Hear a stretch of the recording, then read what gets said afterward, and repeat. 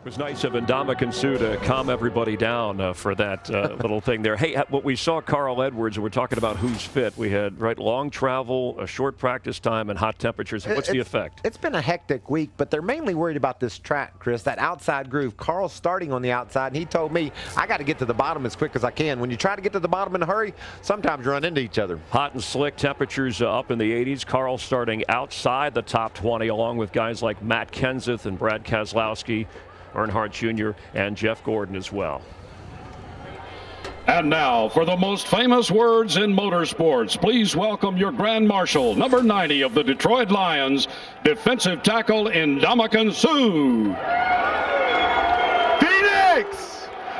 I can't hear you, Phoenix! Are you ready to have some fun? Let's go! Drivers, start your engines!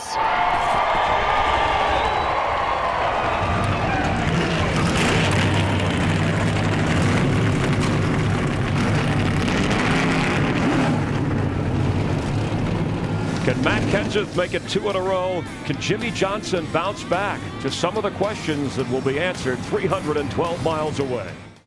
Anxious to get going here in Phoenix at the Subway Fresh Fit 500. And we're glad you're along for NASCAR on Fox, the second race of the season.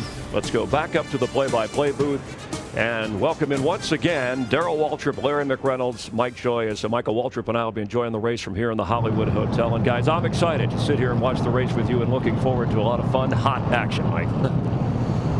Thanks, Chris, and let me add our welcome back. Glad to have you with us. These 4 races starting today could be on tracks that couldn't be more different. 1 mile today, a mile and a half next week, a 5/8 mile Cereal Bowl, and then a 2-mile super speedway. So, Darrell, if you're going to win this championship, you got to get your game on right now, right here. The most frustrating thing as a driver and a crew is to be really good at Daytona, get a great finish there, and then come to a track like this and struggle. If you're going to win the championship, you have to be consistent. You have to run good on every kind of racetrack, because we go to so many different kinds of tracks. You better be able to figure it out and figure it out in a hurry if you want to win the championship. Yeah, and the reason it's a challenge from Daytona to Phoenix, you throw everything away that you learned there. This is a very short race. It's a fast pace. You're worried about having that car drive good. You're not worried about finding a buddy. You're not worried about bump drafting unless they're in your way. You want to ultimately achieve the same thing that Matt Kenseth did in the Daytona 500, but the journey there can be totally different here at Phoenix. Let's have a look at the Geico starting grid for today's race in Phoenix. Mark Martin on the pole, his 52nd of his career. Tony Stewart, his best starting spot here. Regan Smith, 4th top 10 start in the last 6 races here. Jimmy Johnson, a bunch of top 5 finishes here. Juan Pablo's best start at Phoenix. Ryan Newman, top 5s in the last 4 races here. Greg Biffle, best at Phoenix, 2nd twice. Kevin Harvick, 2-time Phoenix winner. Joey Logano and Casey Kane, the winner here last November. Jeff Burton, 4th here last November, and Kyle Busch, who won here in 2005. Denny Hamlin, top dozen in the last 7 of 8 here. Marcus Ambrose, 8th last November. A.J. Allmendinger, top 10s both races here last year. Clint Bowyer has a good record at Phoenix. Bobby Labonte and Eric Almirola got taken out in an accident in Daytona. Kurt Busch was leading here last fall, ran out of gas. Paul Menard, 9th here last November. Jamie McMurray trying for his 2nd top 10 here in 17 starts with Landon Castle. Dave Blaney, who nearly won the 500 with Carl Edwards. And as you look at the rest of the starting lineup, Darrell, who are we going to talk to? Let's see if we can get Carl on the on a headset here. Carl, it's a DW. You got a copy? Gotcha, DW. Hey, buddy, all we hear here at Phoenix is about track position, You're pretty far back. What's your plan to get up front? Well, our plan is to just have a really good Subway Ford Fusion here. Bob's going to make some good calls on the box, and just going to try real hard to, to be consistent all day. It's a big day for us and for Subway. And I got to say that we're thinking about a couple people today. It's young Dakota Williams and young Robbie Moore. Both of those guys aren't with us anymore, but we're thinking about their families, and hopefully we have a good day for Robbie and Dakota and everybody here. 10-4, Carl. Our thoughts and prayers are with them as well. And what do you got to eat in the Subway car today? Well, see, that's the game here. They specifically have deprived me of food. They got a sweet onion chicken teriyaki sub waiting for me in the victory lane, so that's the motivation today. Well, as a car owner of mine used to say, go on up there and get it. 740 DW. Have a good one, bud. This race is brought to you by Budweiser, the beer that starts with full flavor and ends with a crisp, fast finish. Great times are waiting. Grab some Buds. Ready to race in Phoenix? Late breaking stories from pit road. Matt Yoakum. Mike, it's an elbows up midsummer type day for Tony Stewart. He's hoping for a hot, slick racetrack because 21 of 44 career wins have come during the summer months. He rolls off outside pole with the car that he finished third with here last fall. Steve Burns? Well, Matt, Jimmy Johnson said this is no time to hit the panic button. They actually had negative points after a disastrous Daytona 500. But if this is a place to get healthy, Jimmy Johnson will do it here. A four-time winner at Phoenix, Dick Berggren. Steve, Ryan Newman is in a backup car, but it's a good one. He won with that car here 2 years ago. Newman starts sixth. Chris Devoda. Race nothing but confidence, right? Not for Jeff Gordon. He won the race a year ago, but in the fall, in his words, stunk so bad. Keep your eye on the 24. They do not have this new configuration figured out. Jeff Hammond, where are you? Chris, I'm up on top of Rattlesnake Hill, and it's been said the potential danger lies under every rock. Well, today, the same can be said about the track below and each of its forked turns. To me, the hot, slick conditions are really going to challenge these teams to make the right adjustments at the right times. And don't forget, they put a roller coaster in the middle of the back straightaway. Well, that could lead to trouble also. Putting it simply, this racetrack could strike from any place in a blink of an eye. I think Jeff's got the best view of anybody in the place up there atop Rattlesnake Hill outside turns 3 and 4. It is a gorgeous day in Phoenix. Temp is headed into the 80s, the asphalt 105, a light breeze out of the northeast, warm and sunny. I like it hot. I like it slick. Boogity, boogity, boogity. Let's go racing, boys.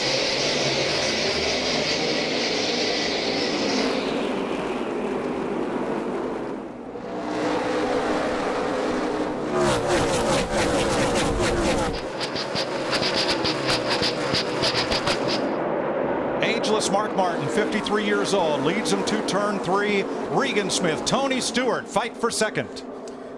You know what I like, DW? We just saw Tony Stewart in a 14 car make that pass up in that second groove. We wasn't sure we were going to have that early. I believe we've got a second groove of racing. I think I like that pass right there even better. Down low into one, got under Mark. Mark gave him room.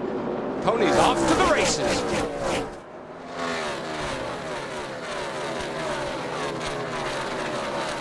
Oh, a big stack up as Mark Martin backs up in the middle of the field. They were 3 wide going into 3. Boy, Mark's car looked like it got real loose going up through the dog leg back there.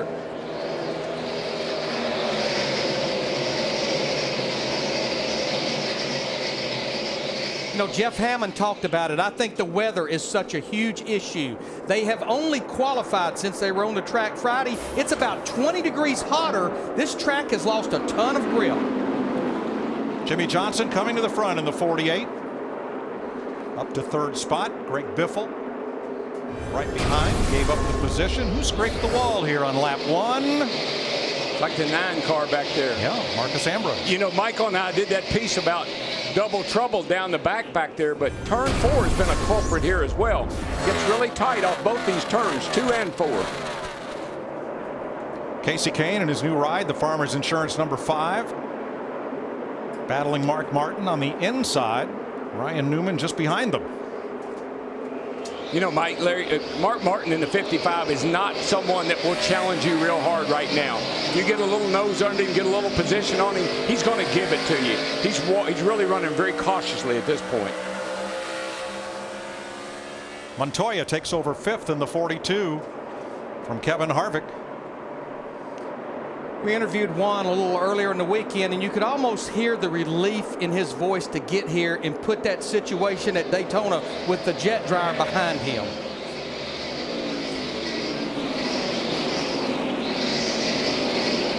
Boy, I see a lot of race cars, Larry, right now that already you need some serious adjustments. This isn't one of them. This 48 car, Jimmy Johnson, I keep an eye on that guy. I tell you why. Casey Kane won this race, and when Casey Kane and Kenny Francis came to work at Hendrick Motorsports, I really think they helped this 48 team, particularly here at Phoenix, where they struggled last year.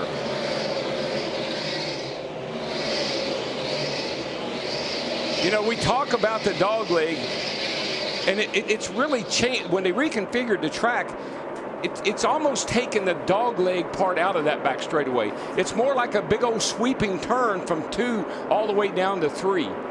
It is. It's kind of like a big arc. Yeah. Got about 100 suggestions last night on Twitter what to call it, since it's no longer a dog leg, and we'll share some of them with you later on. Steve? Mike, an update on Mark Martin in the 55, the pole sitter. He is perfectly fine. He just told his crew, don't worry about it. It was a little loose coming in, but we're going to be just fine. And Steve, I almost believe we've been talking about it all weekend. They start the air pressure down in these tires because they know how much pressure they're going to build over a long run, and that will make a driver feel loose. Yeah, and of course these tires don't have interliners in them like we do at some of the super speedways, and so that even makes the tires even feel like more of a big bowl of jelly when the pressures are low.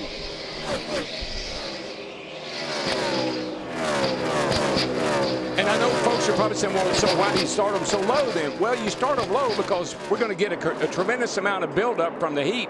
And you see here, Casey Kane in the 5 working on Mark Martin in the 55.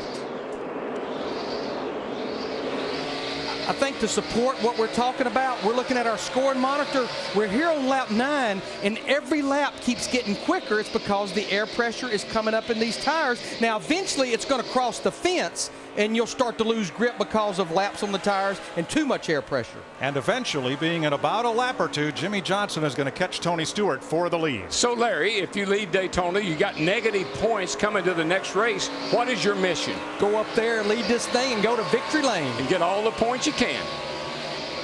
A new view from Clint Boyer's front bumper as he runs in 16th.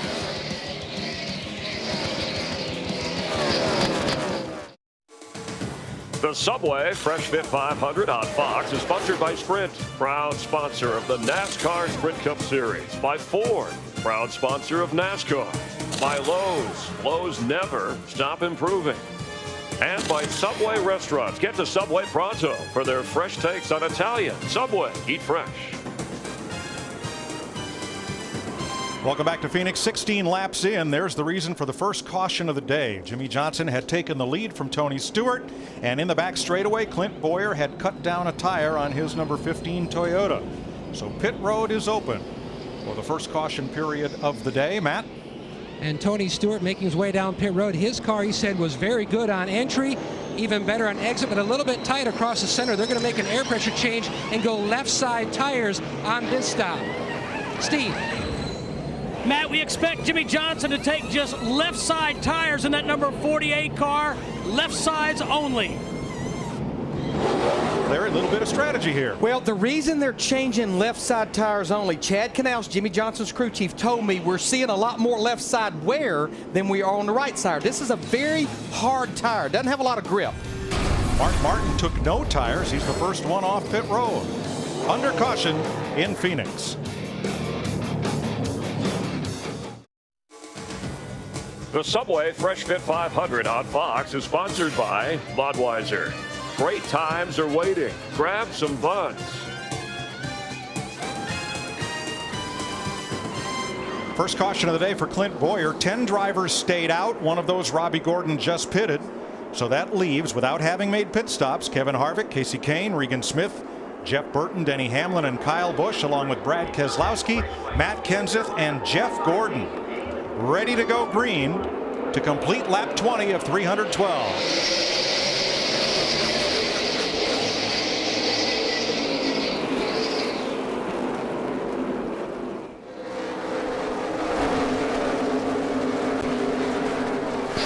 Double file restart. Everybody still on the lead lap. One car off track. Michael McDowell, the Glendale, Arizona native, is taking his car to the garage.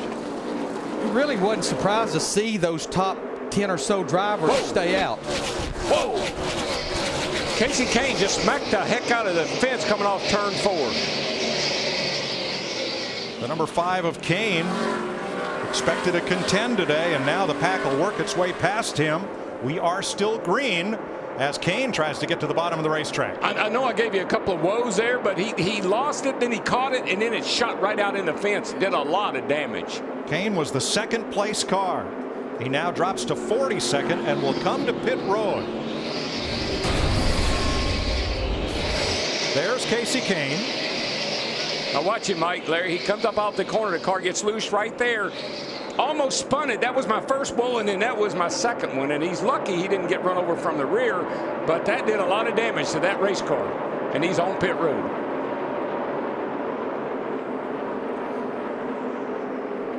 He actually hit that pretty hard with that right front, especially. Our winner from the November race. I'd say that's got garage written all over it. Kane has come to pit road for service. He'll lose a lap or more as we continue under green. As we go back and think about the cut tire on Clint Boyer's car, the 15, low air pressure, particularly in that right front. If you get it too low, it'll tear that tire up. Steve? Mike, a lot of people in the garage thought this could be a winning race car. Kenny Francis, the crew chief, saying get all the sheet metal off of the right side tires. You see them banging out the sheet metal over the what would be the right front tire, but a lot of damage to the right side. Car in the wall, turn 4. It's Clint Boyer. He's in trouble for the second time. He's cut down another right front.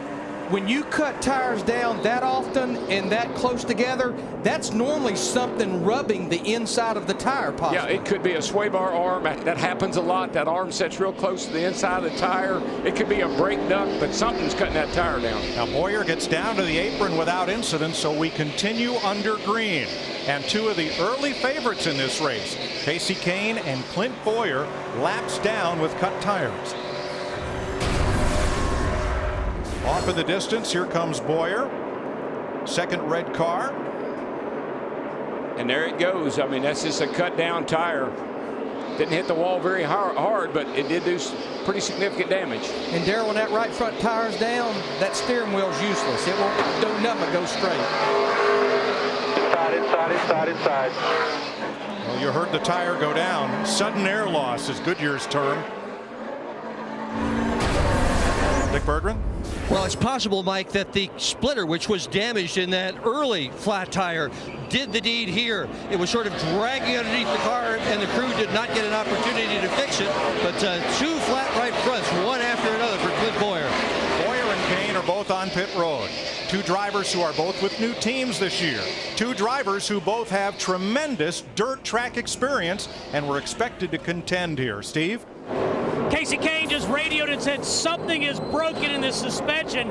Kenny Francis thinks it's a sway bar arm on the right front. Now he's saying upper control arm, and the lower control arm is bent as well. Mechanics got the hood up now. Steve, not surprised as hard as he hit that wall. And I looked at the car coming down pit road, Larry, and the right front is tilted all the way in, almost to the engine.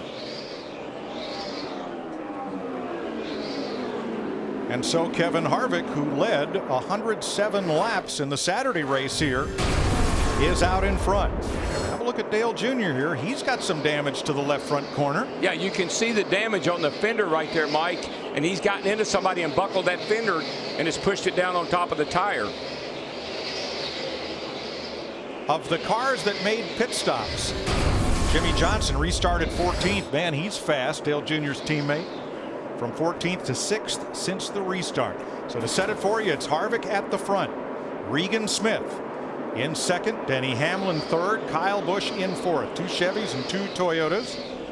Best Ford in the race is Matt Kenseth, and the best Dodge Charger in the race right now is Brad Keselowski in 8th, followed by A.J. Allmendinger 15th, and Robbie Gordon.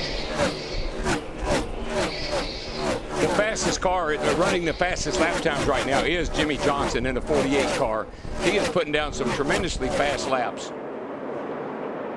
He's gained 8 positions since the restart.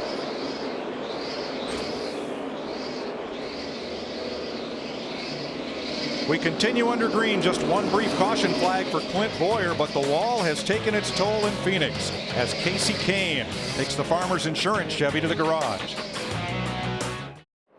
Let's take an inside look at what's happening in the NASCAR Sprint Cup Series, brought to you by Sprint. We'll look at the fastest lap time and the lap leaders. Get unlimited access to the NASCAR Sprint Cup Series with live in-car audio and real-time stats. Only on the Sprint Network, the only national carrier with truly unlimited data. Learn more at sprint.com/speed.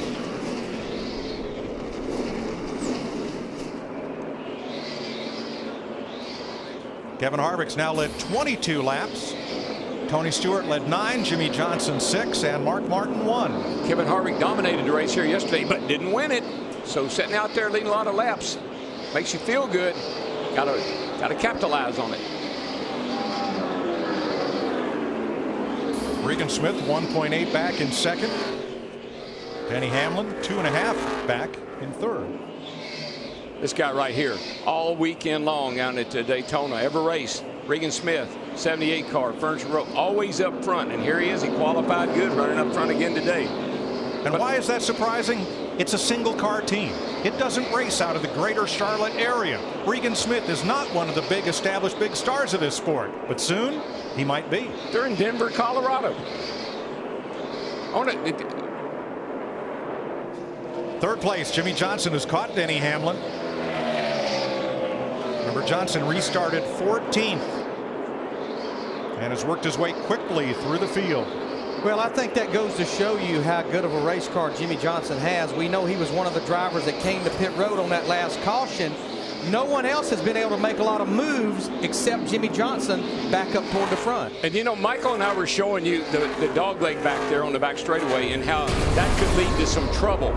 But here's Jeff Gordon in a 24 car going around Brad Keselowski. See how he dropped to the apron, cut the dog leg, took the shortcut, got to position, and was able to make the pass. That's a nice, clean way to use the apron. And unlike Daytona and Talladega, which are marked by a double yellow line at the inside of the track, there is no out of bounds here at Phoenix and at the other Sprint Cup tracks. Here is Jeff Gordon at 8th place. Krista. Mike, Jeff Gordon started this race saying he was ungodly loose going into turn 1, but they needed track position because of his poor qualifying effort, so they stayed out. Jeff came on the radio a few laps ago and said, boys, it's starting to turn now. And we saw that yesterday in some of the races here. Some guys stayed out on old tires after a caution. Some guys came in, got left side, some got right side, some got forward. This tire, my experience with Goodyear and their tire testing, when you go to a new track like we had here last fall, the right side tires are always real conservative, pretty hard. It's the left sides that take the beating. That's where they get the grip from, out of the left sides. Left side tires won the race yesterday. Probably going to be the factor again today. All right, let's catch up with our Daytona 500 winner, Matt Kenseth, who has climbed from 26th up to 7th, Krista. Well, Mike, in a similar situation as Jeff Gordon, they had to start the car loose because they know this track is going to tighten up. Matt said what he learned about this new configuration in the fall, he said, I like this track, but the backstretch is, and this was his word of choice, weird. Well, and we have to remember, he was one of those 10 drivers that stayed out. This is a backup car. Matt Kenseth crashed early in that second practice on Friday. They had to unload this car. They did get a few laps, but he didn't get the qualifying run he was looking for. Turn 4, you know, it never fails. Michael and I did that piece on the back straightaway and how that's where you want to watch. But just turn 4 here, traditionally under any configuration, has been the trouble spot.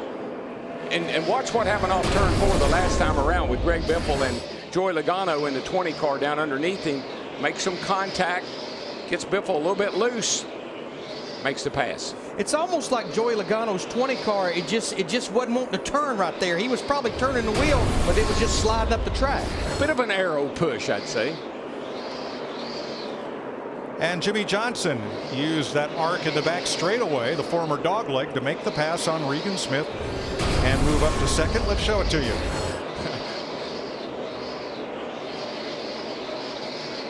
There he goes down on the, takes the shortcut. But right there is where Regan Smith in the 78 spotter probably said the 48 is under you looking inside, and Regan was smart, gave Jimmy Johnson in the 48 the room. Jimmy Johnson has finished in the top 5 in 10 of his last 11 races at Phoenix, all except last November. Kevin Harvick leading Jimmy Johnson by a second and a half. Regan Smith 2.5 back. Harvick in control right now. On Fox. The Subway Fresh Fit 500 is sponsored by Dodge. Visit your local Dodge dealer today. By AT&T, the nation's largest 4G network. AT&T, rethink possible. By GoDaddy.com, domains, websites, and everything in between. And by DirecTV. If you call yourself a sports fan, you gotta get DirecTV. 55 laps complete in the Subway Fresh Fit 500 at Phoenix. Kevin Harvick leading Jimmy Johnson, Regan Smith, Denny Hamlin, and Kyle Busch. Clint Boyer back on track, but Casey Kane, one of 6 cars in the garage. And Larry, of the top 10, 8 of these drivers did not stop under the caution for Clint Boyer. They're going to need to be in pit road pretty soon. Yeah, Mike, the fuel window here at Phoenix is about 78 to 84 laps, so we're probably looking about 20 to 25 laps. Drivers like Kevin Harvick will have to make a green flag stop. All the other drivers, including Jimmy Johnson in the 48, they'll be able to go about 15, 16 laps further than that. Well, if we get green flag pit stops, the spotters on the roof are going to be busy. And here at Phoenix, they have a unique viewpoint, which is shared by Jeff Hammond. Yeah, Mike, I've relocated here to the top of the spotter stand. A little different than other week at Daytona when the spotter stand was located right at the start-finish line. We're down at right about the middle of 1 and 2, and the biggest challenge for these guys is the fact that you exit off the late part of turn 4 to just about the start-finish line. You got to be careful. You try to tell your driver when he can clear in. A lot of times they got a better view on it, but from up here right now, it is a challenge for them. Just like this racetrack, these guys have had to adapt. But somebody will make the right call here today. They may want to be in the winning one. One other thing, up here, I can really see how that 48 car, guys, is rolling the center of this corner and gaining on the 29. Yeah, the 29 car's lead is a NFL. Not for long.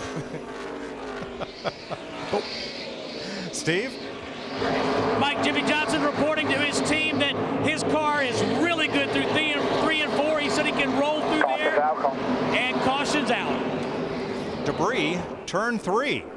Now that's the reason for the second caution of the day. It comes out working lap number 60 here in Phoenix. And that caution, the timing of it's perfect for those drivers we just talked about, because for the most part now, everyone is on equal ground. Everyone's going to have to come to pit road. I think we'll still see a mixed bag of strategy, but I think every driver will be on pit road. Well, I think, Larry, the 48 took 4 tires on his pit stop, and we saw how fast he was. Phoenix native J.J. Yaley will get the free pass. He was the first car 1 lap down. And here they come to pit road. Krista. Kevin Harvick telling his crew chief Shane Wilson, I needed to turn better, but whatever you do not take away my grip. Dick? Regan Smith is going to have to pit as well. He's got the condition of loose in one part of the racetrack, tight in another, Matt. And Denny Hamlin telling his new crew chief Darian Grubb he has to wait way too long to get back in the gas, especially on exit of turn 4. It's costing him too much time. Track bar adjustment, Steve. Chad Canals reminding Jimmy Johnson not to stop deep in his box. Better stop this time. Saying he's just getting a little bit tight in the center at both ends of the racetrack. Earl Barban, the spotter, reminding him to take care of his brakes. 4 tires for Jimmy Johnson. If Darrell, when you've got as good a car as Jimmy Johnson has, you may have to do something late in the race, but give me 4 tires every time. Wow, look at the gamble. The history of that 48 car.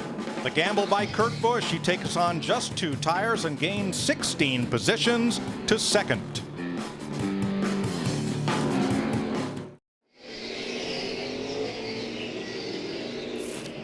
Ready for the restart in Phoenix. Ford F-150 EcoBoost Track Facts. Ford has 13 wins here in the desert. Roush Fenway got their 300th NASCAR win across NASCAR's top 3 series in the Daytona 500. And the last Phoenix Sprint Cup races have been won by different drivers, 6 in a row. And the last 4 broke huge winless streaks for 4 different drivers. Clint Boyer gets the wave around, so does Josh Wise. Boyer gets one of his 5 laps down back. Casey Kane is back in the race. Jimmy Johnson, Kurt Busch will lead them down to the restart green behind the Dodge Charger Police Pursuit safety car. We're going to go racing. We're going to crank it up for you on Fox.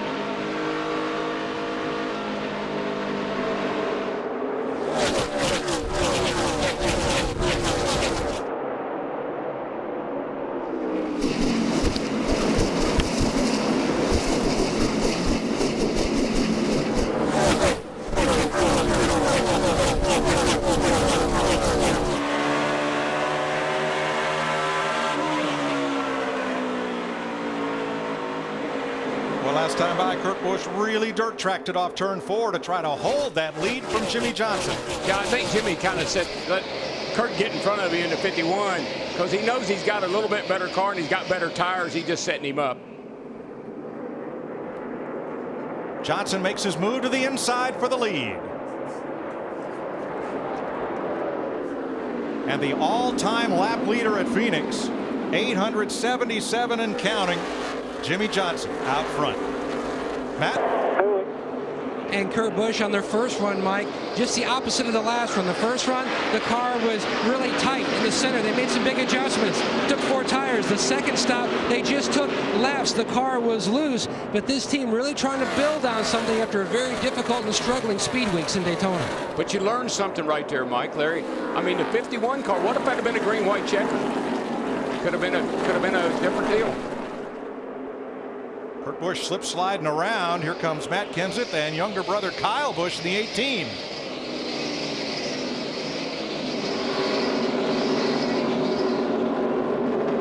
Kyle Busch to third, or second rather, behind Johnson. Kenseth battling Kurt Busch for third. That last set of pit stop, Matt Kenseth's crew, we're riding with Matt right now. They had a well of a pit stop, which doesn't come as no surprise.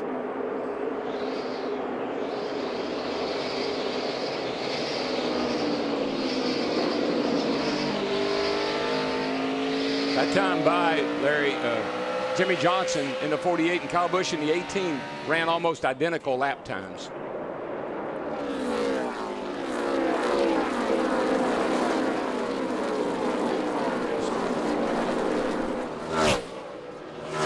.70 complete this time by in the garage. Michael McDowell, Scott Rigg, Robbie Gordon, Landon Castle, who got tipped into the wall by David Runeman. Cars laps down. Casey Kane minus 37. Joe Nemechek, Clint Boyer. See Denny Hamlin in the 11 there. Now he's under fire right now from Kevin Harvick in that 29. Darrell talked about information being transferred. This was the last pit stop though. Watch the rear tire changer, but look, he never quit digging. And if you'll watch, the left side tires came off at the same time. But Darrell, you talked about information being transferred from one organization to another. Think back to Darian Grubb, who was Tony Stewart's crew chief that ran so well here. Now he's with Denny Hamlin. They only lost 9/10 of a second on that stop. Because you can see the time spent on pit road, what the driver did was identical. And Mark Martin was the quickest off pit road that time. So despite the air hose getting wrapped up with the man making the track bar adjustment, very little loss of time. Next week back in the desert, but we're in Las Vegas on the mile-and-a-half for the Cobalt Tools 400 on Fox. Pit crews have a tendency to kind of step it up a notch if you're running good. Mark's team, you know, he's on the pole. He's running good. They know he got a chance to win today. That's big motivation for a pit crew.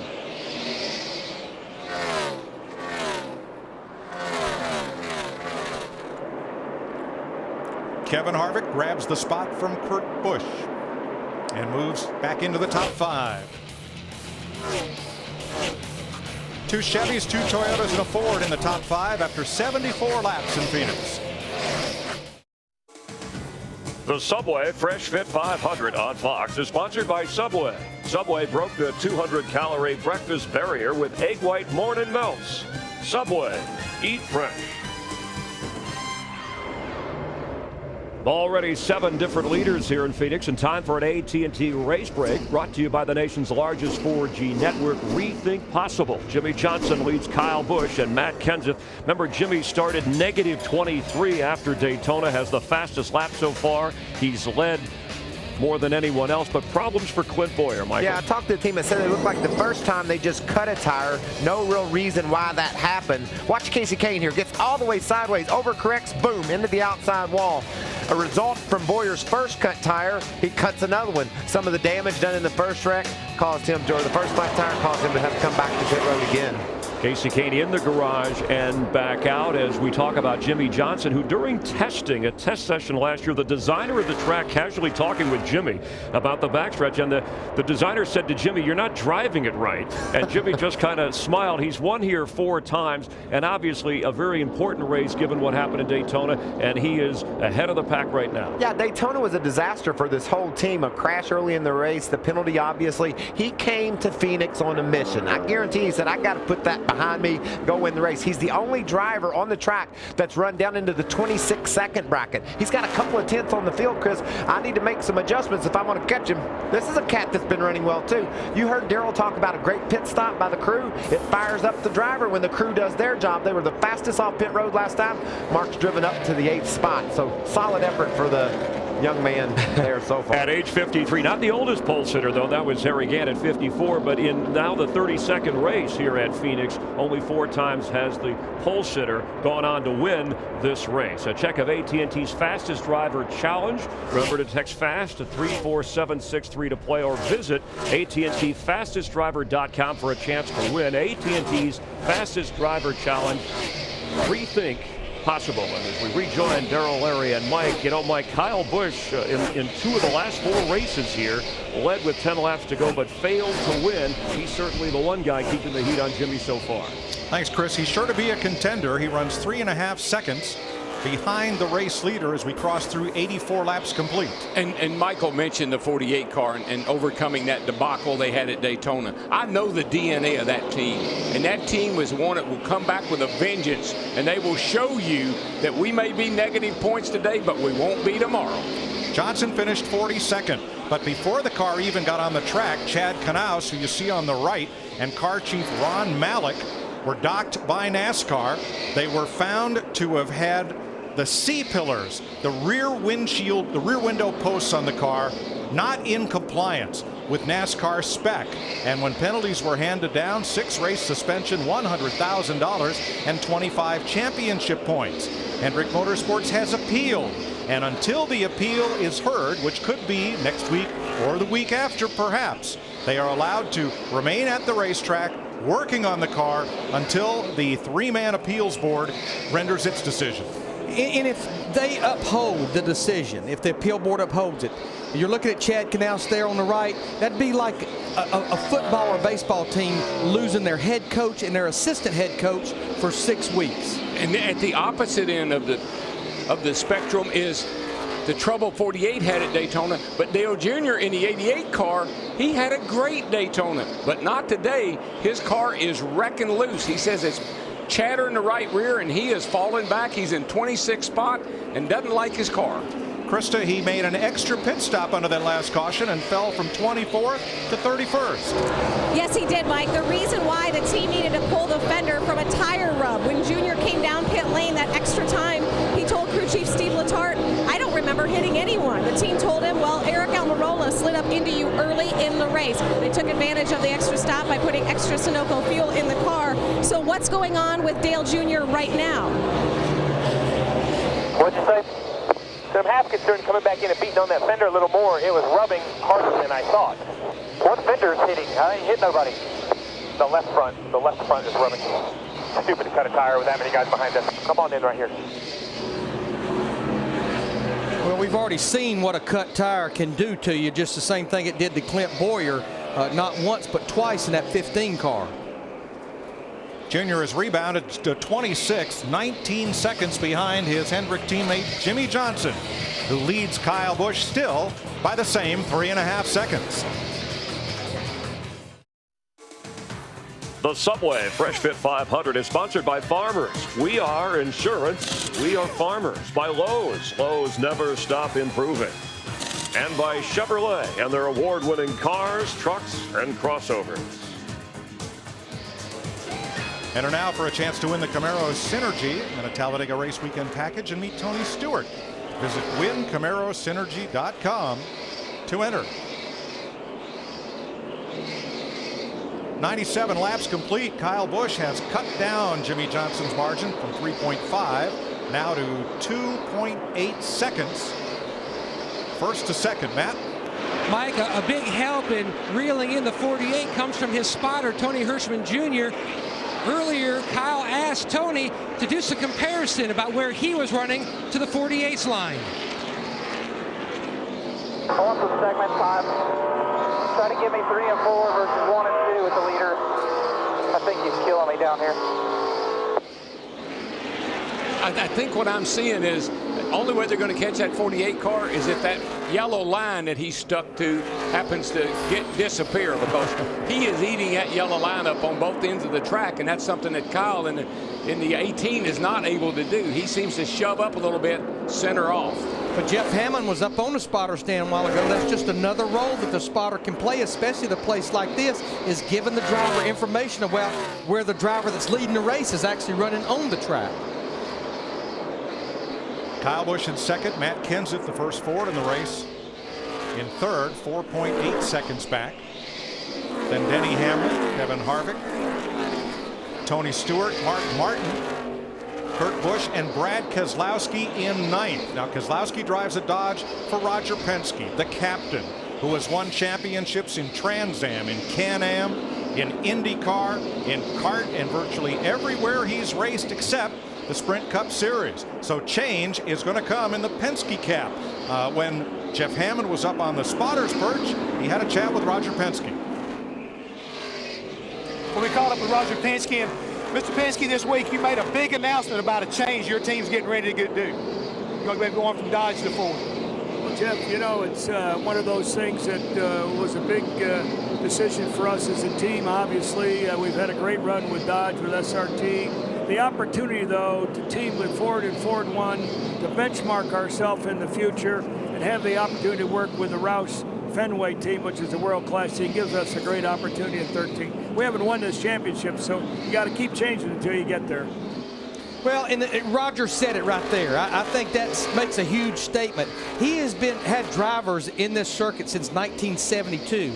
Full time starting in 1991 with Rusty Wallace. He's won 70 run races. He's won the Daytona 500, Darrell, but still has not won a Sprint Cup Series championship. They're out on an island by themselves.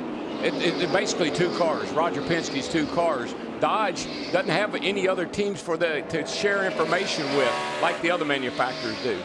Now Penske ran Fords from 1994 to 2002. His first driver in the Sprint Cup Series, Mark Donohue. They did get a win with American Motors on the road course, but have run with virtually all the different manufacturers in the time since. And there was a time when I thought maybe being out there on that island by yourself was an advantage, but I think it's caught up with them. They just don't have the resources of teammates and other teams. Now Dodge will continue as we look at race leader Jimmy Johnson and Chevrolet. Next week at Las Vegas, Dodge will introduce their 2013 Sprint Cup Dodge Charger. The photos I've seen, it looks just like the street car. It's going to be quite a look. The gap now 3.4. Jimmy Johnson stretching it out on Kyle Busch as Kyle works a little bit of race traffic, moving past Mike Bliss, trying to there in the 32. And Matt Kenseth remains just about 5 seconds back in third. And that's a backup car. I mean, they had to get a backup car off. The 17 did, but it didn't slow them down one bit. They qualified pretty well, and here they are racing right at the front. Denny Hamlin in 11 car, started back in the 13th position, been right up there in the top 5 for a number of laps, running 4th right now. And Hamlin is off to a pretty solid start. Got a 4th place finish last Monday night at Daytona. Team looks like it's really gelling good. He and Darian Grubb, they're really working well together, and Hamlin has got a really good attitude right now about this season. Kevin Harvick 6.5 back, and Tony Stewart 8.5 seconds back. Stewart running in 6th. He started from the outside pole today. And at 107 laps, Mark Martin, the pole sitter, in 7th place. Steve, 10 seconds off the lead. Mike, when he stopped on lap number 60 when the caution flew, Mark's comment was, I need more front grip in this race car. To effect that change, they took some air out of the right front tire, and he's been able to make up a few positions, as you said, running 7th. And it's sort of a balancing act. You would like to run some tape on the grill, on the nose of the car, to plant that nose and get that front end to turn better, but you can't. It's too hot. So you got to take all the tape off the grill, off the brake ducts, got to have all the air going into the car that you can, that's conducive to aero push. Pretty impressed with Kurt Busch. Yeah, he lost some positions when he changed his 2 tires versus 4 tires, but he has settled into the top 10 in 8th. Brad Keselowski, first Dodge in the race at night, then Juan Pablo Montoya coming off that bizarre accident at Daytona under caution in 10th, with Jeff Gordon breathing down his neck. 109 laps complete as Jimmy Johnson pads his all-time lap lead at Phoenix.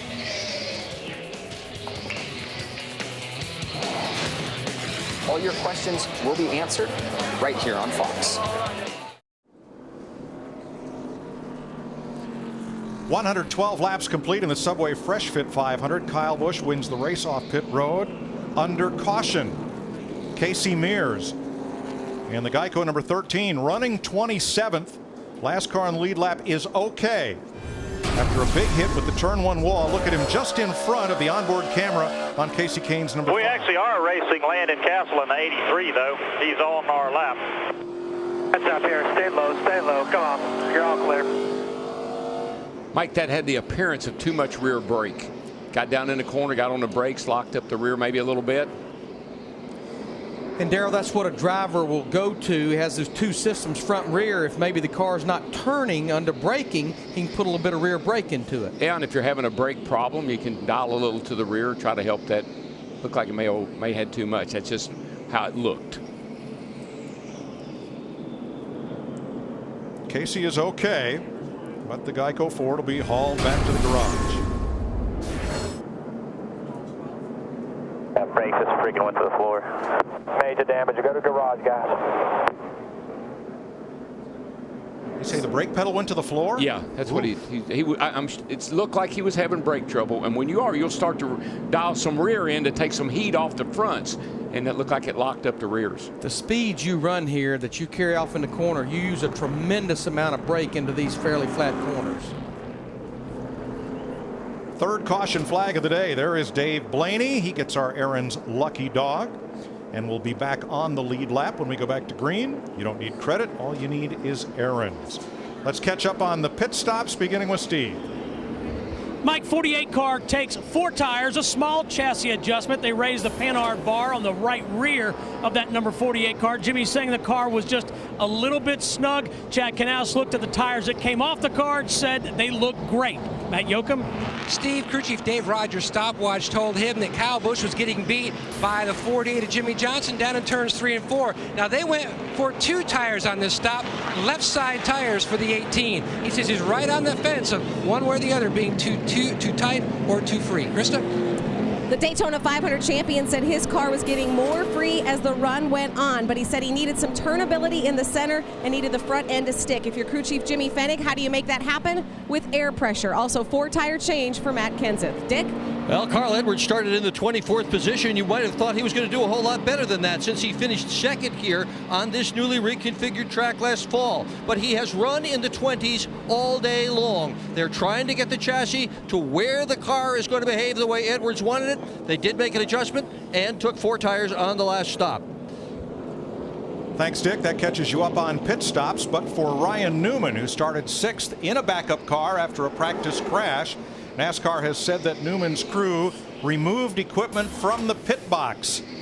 He was running 12th. He'll restart tail end. That's one of the risks you run when you change just 2 tires, because the pit crew gets done so quickly. If they're making a chassis adjustment, a lot of time they'll leave one of those wrenches stuck down in the back window. I like the strategy of Kyle Busch in the 18 car. Left side tires. That won the race yesterday. It won the race here last fall in the Saturday race. So this is going to be an interesting experiment for the 18.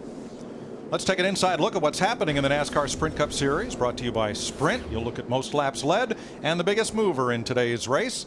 Get unlimited access to the NASCAR Sprint Cup Series with live in-car audio and real-time stats only on the Sprint Network, the only national carrier with truly unlimited data. Learn more at sprint.com/speed.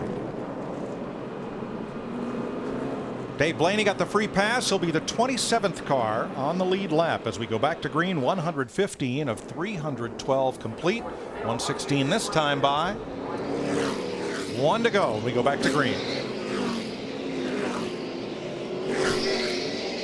Kyle Busch first on the list of our Toyota top performers.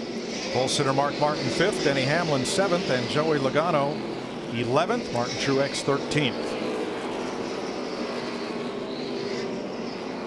It's going to be a fun restart right here. Got some good fast cars there to challenge Jimmy Johnson. See how this works out. Kevin Harvick in that 29 car, his team elected to change just left side tires as well, just like Kyle Busch's crew. They learned that yesterday. That was a winning secret yesterday. We'll see how it works out today. These cars got a whole lot more power than the cars yesterday did. Casey Mears' car headed for the hauler as we get ready to go green, and we'll crank it up for you on this restart.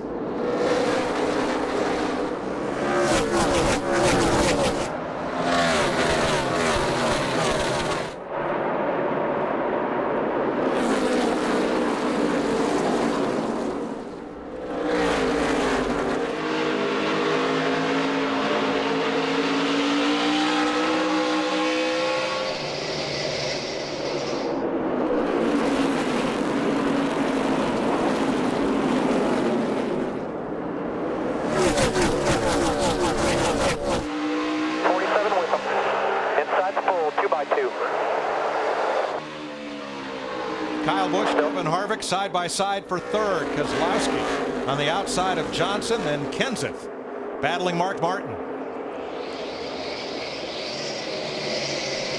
Boy, there were some bold moves made on that back straightaway right after that restart. Yeah, that's when the trouble spot over there, Larry. It's when you're in traffic and these guys get all bottled up. You don't have any. Look, they're 3 wide right here. What am I going to do? What am I going to do? I'm going down here where there isn't anybody. It looks weird, and I'm not so sure it's a good idea to do that. But they do make nice passes when they can get back up in front of people. Well, on the restart, Darrell, are you up to full speed by the time you're middle of the backstretch first time by? You may not. The guys in front of you may not be, but you may have such a head of steam that you got to have somewhere to go with it. Talked about Brad Keselowski a little earlier in that 2 car. Brad started back in the 28th position. He's up there battling Kevin Harvick in the 29 for second. Got caught in that late race accident at Daytona. That was his first did not finish race in 75 races.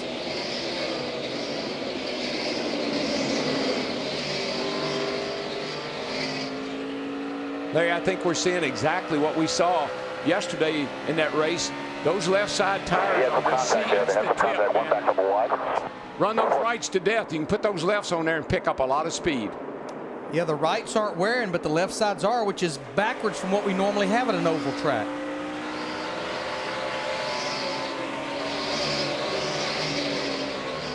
Jeff Gordon in the midst of it there. Let's check with Krista.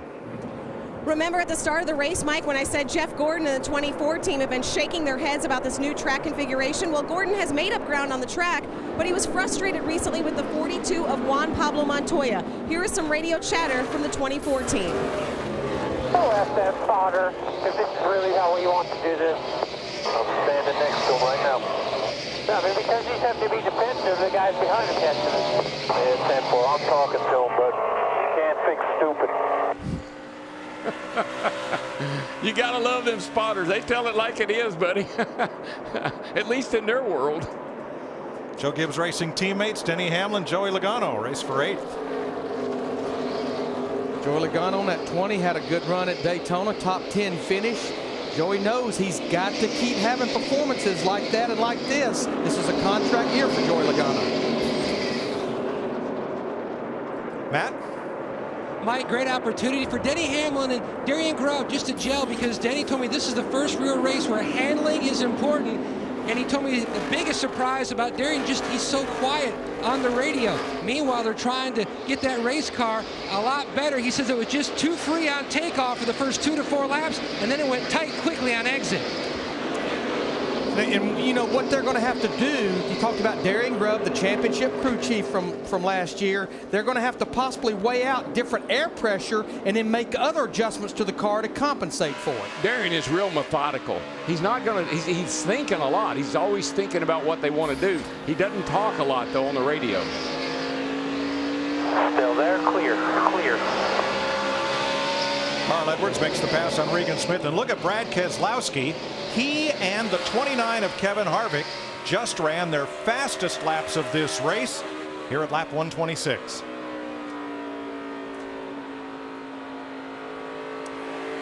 Joey Logano in that 20 car did as well.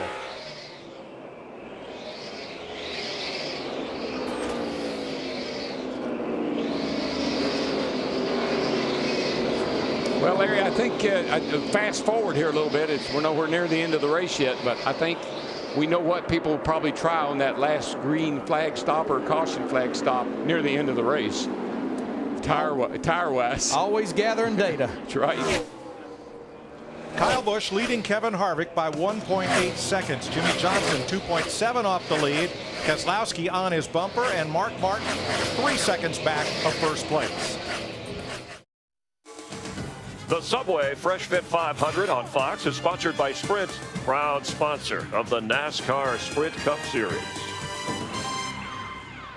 We're under caution for the 4th time today. Coming out of turn number 4, A.J. Allmendinger's number 22 Dodge gets a little loose. Paul Menard slams into him, and Jamie McMurray is also involved. Have a look. Mike, I was watching that 22 car. He was struggling. He was really falling back, or at least he was having a hard time keeping up. And he probably got up out of the gas a little bit, and Menard in the 27 nerfed him. Gets a little bit loose. You can see him fighting the wheel right there. Broke his momentum just enough. Menard got him. And what really knocked the deck lid off of A.J. Allmer's 22 car was actually when he hit the wall on the outside. Knocked spoiler, deck lid, and all off. They were battling for 15th place. Let's go to the leader's pit. Steve. Mike, I can't tell you what a huge break this caution flag is for Jimmy Johnson. He had just reported a vibration. He said he is 1,000% convinced he has a loose wheel. They were just about to pit when the caution came out. They will take this opportunity to change 4 tires. Wow.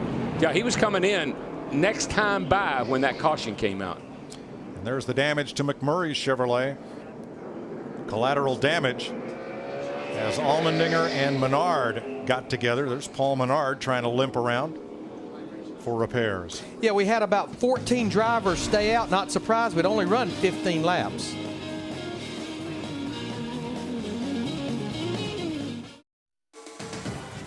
The Subway Fresh Fit 500 on Fox is sponsored by Toyota.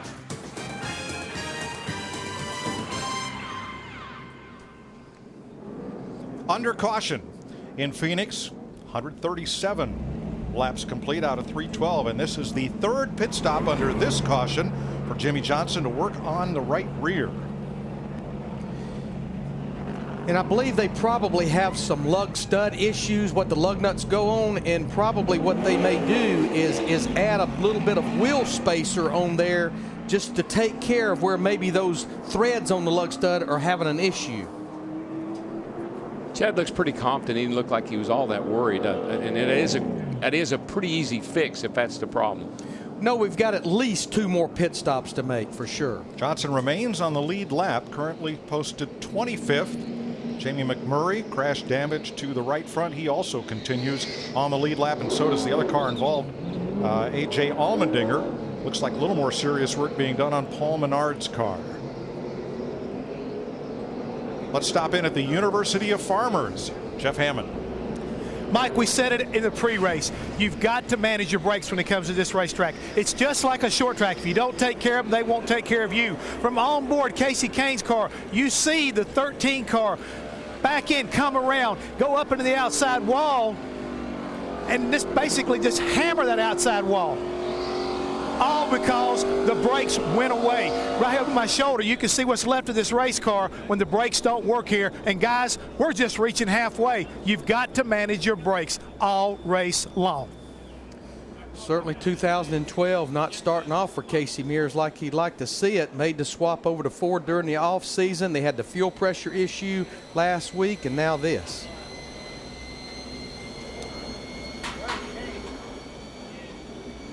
One to go. Out of the race, Josh Wise, Casey Mears, Joe Nemechek, Robbie Gordon, Scott Riggs, and Michael McDowell. Hey, Larry, Mike, you talked about putting a wheel spacer on the right rear of Jimmy Johnson's car. Could that possibly cause him some issues in post-race tech? You just think about moving the tread width around and changing the way that body is configured over the tires. We work in awful tight tolerances. Could that be an issue? Well, you certainly, it could be too wide, Michael, but I truly believe, and I know this 48 team and Jimmy Johnson are certainly under a microscope right now because of what happened at Daytona.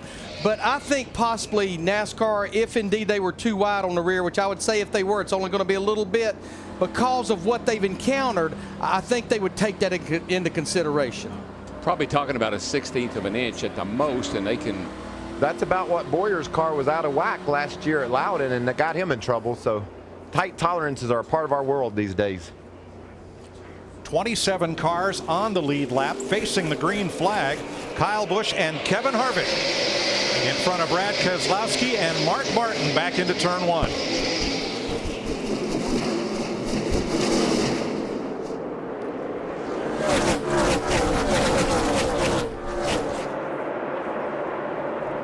And Busch scrambling to try to hold on to second as Harvick scoots away. Can't do it. Keselowski to second. Chevy, Dodge, Toyota, the front three.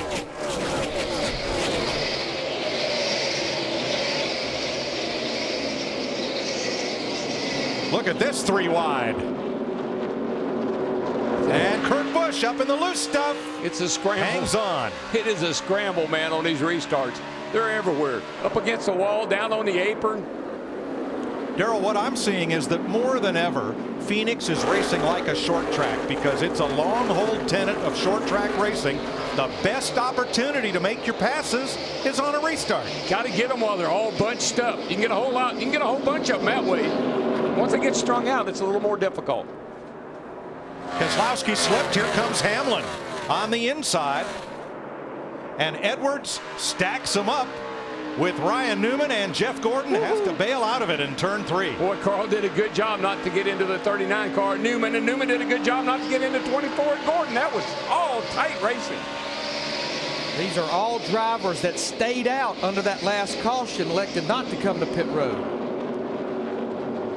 Biffle up high. Wags the tail just a bit getting into turn 1. Yeah, the top running driver right now, as we see right here, a battle for the lead. Kevin Harvick in the 29 underneath Kyle Busch in the 18. Kevin Harvick led this race earlier, wanting to lead again. I just think running yesterday's race, Larry, would be invaluable with this reconfigured racetrack to get information that some people may not have. And both of those drivers ran yesterday's race, Kyle Busch and Kevin Harvick. Kyle Busch completes the pass and goes back to the lead where he was running before the caution.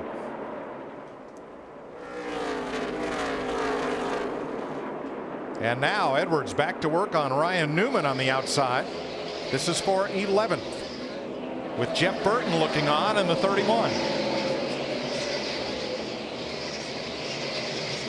Darrell, to your point, our top 4 drivers ran the race yesterday. Yeah, Kyle Busch, Harvick, Keselowski, and Hamlin. And they all were very competitive, ran up front.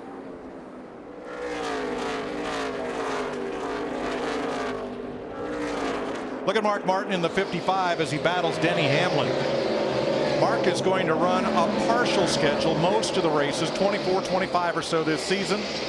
Michael Waltrip will run a few, and it was announced yesterday Elliott Sadler starting at Bristol is going to run about 5 races for MWR this year. But Mark's not reaching for his AARP card just yet. He is still very much a part of this, as evidenced by the pole run yesterday. And his race today, he's in 4th place. It's a typical Mark Martin race to me. Early on, he didn't push the issue, let people go. Now that they're strung out a little bit, he's got his car like he wants it. Now he's racing. And I know we keep saying 53-year-old Mark Martin, but I promise you, he's probably in better shape than 2/3 of our drivers. Has a very strong workout regimen, and what energizes his workout is music. Man loves rap music. He must have it turned wide open right now because he's rapping on up there.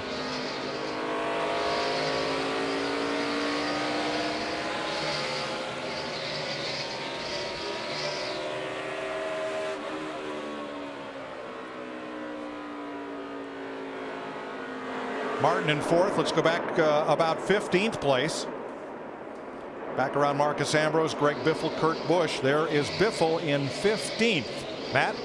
Mike, the balance is better, but still loose for Greg Biffle. Typically at New Hampshire and Martinsville, we'll see the crew members who are the brake specialists travel to the races. Now at Phoenix, the speeds are up. They're braking much more violent, especially here at Phoenix. Biffle thinks he has some kind of braking issue. Matt Fuchsia looks at the car every time by. Your rotors are not glowing, although others are, but we'll pull some tape. That's the game plan on the next time he hits pit road to get a little more cooling to the brakes.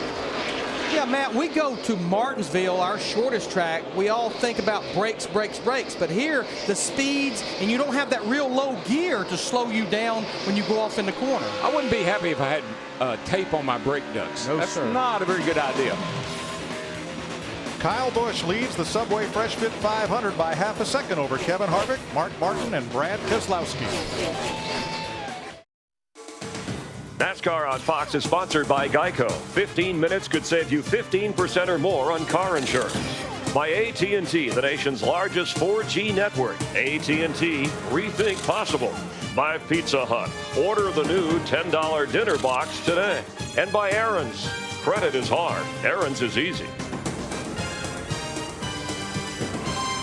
Glad you're watching NASCAR on Fox from Phoenix. Now it's time for our AT&T mid-race report. Moments ago, Carl Edwards just said on the radio, this car is fast. Carl Edwards moving up inside the top 12 after being outside the top 20 much of the time. And anytime Kyle Busch and Kevin Harvick are near each other, that's big news because they have a history of not liking each other, but that's the top of the leaderboard. Darrell, who are you keeping an eye on? Chris, we talked about they're doing great pit work in the pits. He started on the pole. He loves short tracks, and that's how this thing's racing today. Keep an eye on the 5-5. Well, I'm looking at Dale Earnhardt Jr. because he was almost a lap down outside the top 25. He got a break. A caution fell inside the top 20. Now he just ran his fastest lap of the race. Dale Jr. is on the move. Yeah, Michael, we've gathered a lot of information about what to do on pit road. We see that the left side tires are wearing, and changing them does a lot. Steve Burns, my last pit stop anytime after lap 230, left side tires only. Will a loose right rear wheel keep Jimmy Johnson from winning this race? He had to restart back in 25th after running out front most of the day. He is now marching one at a time. He says the car is good. They're trying to be patient, Mike Joy. Thanks, Steve. Look carefully at the top 10 at halfway, including last year's winner, Jeff Gordon, currently 9th. In the last 10 races at Phoenix, the winner has been in the top 10 at the halfway mark. Chris? And Mike, we should keep an eye on Daytona 500 winner Matt Kenseth in the top 10 as well. That is your AT&T mid-race report, Mike. A lot of racing to go here in the Arizona desert. Yeah, we're only halfway home. Weather, not a factor. Nice to see that after a long week in Daytona Beach to get the 500 in. Ending very early in the wee hours of Tuesday morning. Matt Kenseth the winner. Kyle Busch in control right now over Kevin Harvick by the narrowest of margins, 1 car length. Harvick continues to stalk the race leader. Yeah, these first 3 cars here, the 18, the 29, and the 55, running real equal lap times. Harvick might be a tad quicker than the 18 of Busch. Guys, when you look at our top 9 drivers right now, from Kyle Busch all the way back to Jeff Gordon, remember they all stayed out on that last caution. About another 25 laps, they'll have to make a green flag pit stop should we not get that caution. The top 3 all under a blanket. Brad Keselowski is 3.2 seconds back with Hamlin on his bumper. Hey, watch this. For the lead, Harvick looks inside and is denied at turn 3. Boy, while those guys are going at it, look at Mark Martin in that 55 car. He's just slowly but surely reeling them in. There, he's sitting there lurking right now. He truly is. Mark's liking what he's seeing. I mean, Mark's a smart guy. He's analyzing these 2 guys. He said, "Y'all go ahead and wear your stuff out." You know, the amazing thing about Mark Martin, with several races to go in 2011, he really didn't even know if he was going to have a ride for 2012 because he was looking for what Michael Waltrip gave him, an opportunity to run a semi-partial schedule. Traffic. Harvick to the outside, but Kyle Busch to the inside of the wounded Paul Menard car. Harvick's a little quicker right now, Mike. He's really stalking the 18 there, trying to figure out and get an opening here. If he does, I think he'll probably blow right by him. And we know there's no love lost between those two drivers right there. A lot of past history with them in all the series. Good thing it's not late in the race. Now both on track and off. Oh, Kyle comes almost up into the side of David Stremmy's number 30. Harvick goes to the apron and back up for the lead into 3. And Kyle shoves it in there a car length further. And see, Mark is sitting there waiting for something to happen here. Hopefully nothing bad. He just wants something to happen so he can make his move. Can't pass them both unless they get together. Larry, if you're Kevin Harvick's crew chief right now, what do you tell him? Well, I probably just let him do his own deal, but I'm a little bit nervous right now. I think this just goes to show you where our sport's at right now. They know leading laps, getting bonus points, every single point you can get is important for the big picture, and that's making the chase of the championship. It's rather frustrating to be sitting there like Harvick is, and you see here now he's got a pretty good run alongside of Kyle. Might even do a little side drafting off of him if that's possible. But he'd get a little bit annoyed, and Kyle just overdrove the corner. That's what that smoke was. That was brake smoke or possibly even sliding the wheel. He slid the right front a little bit, and that opened the door, and there goes Harvick right by with Mark in hot pursuit. Michael Waltrip with 144 laps to go. Why would two drivers be beating each other's brains out like this with so much of this race left to run? Because they don't like each other. They're not going to give this fight up. You saw Kyle Busch overshoot the turn. He slid into turn 1. That's not like Kyle Busch. He's aggressive, but he makes very few mistakes. That's how much he wants to outrun Kevin Harvick. Well, that's where he was really beating Harvick at the most, was getting into the corner, and you could see why, because he was really carrying a lot of speed in there. He just overdid it into 1. And while those drivers were doing it, driver we're riding with, Brad Keselowski in that 2, he was coming into the picture. That's right. He's moved up to within 1.8 seconds of the lead with 143 to go in Phoenix.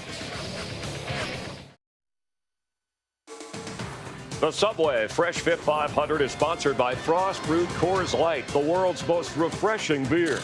By Sprint, proud sponsor of the NASCAR Sprint Cup Series. By Napa, Napa know-how. And by GoDaddy.com, domains, websites, and everything in between. Kevin Harvick leads Mark Martin by 0.8 of a second. Friday, The Ultimate Fighter premieres live only on FX, making its debut at its new home. 32 contenders face off in a special 2-hour premiere event. The Ultimate Fighter, now live, Friday, 9 p.m. only on FX.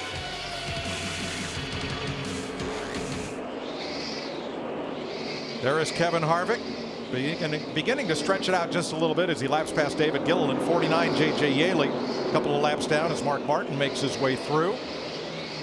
You know, Larry, Childress made some changes on his race teams in the offseason. Right now, Harvick has a new crew chief, he and Shane Wilson. Shane Wilson was with Boyer, and this looks like maybe a good combination, Harvick and Shane Wilson. It truly does. They had a great run and a great finish at Daytona. Now, just to bring you up to speed, we've been talking about our top 9 drivers did not pit that last caution, and it looks like that we're going to probably see those drivers have to hit pit road here in the next little bit. In fact, Chris Devoda told me that Kevin Harvick, he thinks that maybe he's not full of fuel. He may be coming earlier than any of the other drivers. And Kyle Busch is coming in now. Green flag pit stop for a driver who's led 52 laps earlier today.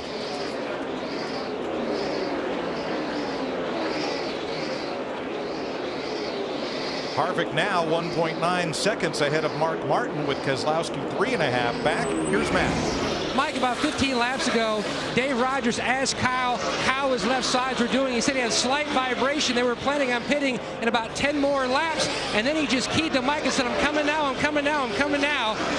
Left side tires going on. Fuel's in, a little bit slow up on the front, he's away. Now, we've been talking about strategy because the driver has to stay there till they fill that tank up with 19.5 gallons of Sunoco race fuel. Everyone will change 4 tires under these green flag stops. Kurt Busch is in. Again, these are scheduled pit stops. Back to Matt. one of Kurt Busch's favorite racetracks here at Phoenix. The last time they took on 4 tires, the car was loose, still on the free side for the 51. Air pressure change. They were talking about it, waiting on that fuel, and he's finally away. Well, there are 2 components to the fuel question. One is, do you have enough fuel? And 2, are these new electric pumps that are part of the engine management fuel injection system getting all that fuel to the engine? Krista. Matt Kenseth saying his car was shaking a bit. They thought they might have a fuel pressure problem. Their plan was to come in around lap 194. Matt said, okay, I think we're okay, but if he comes in early, that's the issue. That would be in 11 laps from now. When your tires start to wear, and here comes Mark Martin on pit road along with Harvick. Krista. Down to Krista.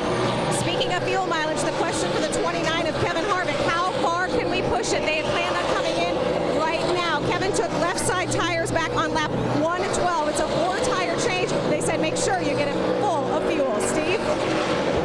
Krista, pit stall number 1 for Mark Martin. He said the balance on his car was great, but it has gotten tight. As the tires wear out, Mark Martin stops safely into his pit stall. They're going to take a little bit of air out of the right front tire. And again, his car had gotten just a little bit tight on the number 55 of Mark Martin. Krista. Joey Logano has steadily improved his race car throughout the race. The last stop in, he said, I need to drive in deeper. They've been a lot better every stop they've made it. Joey Logano saying he was chattering the right front a bit as the team goes to work on the car, making a 4-tire change for Joey Logano.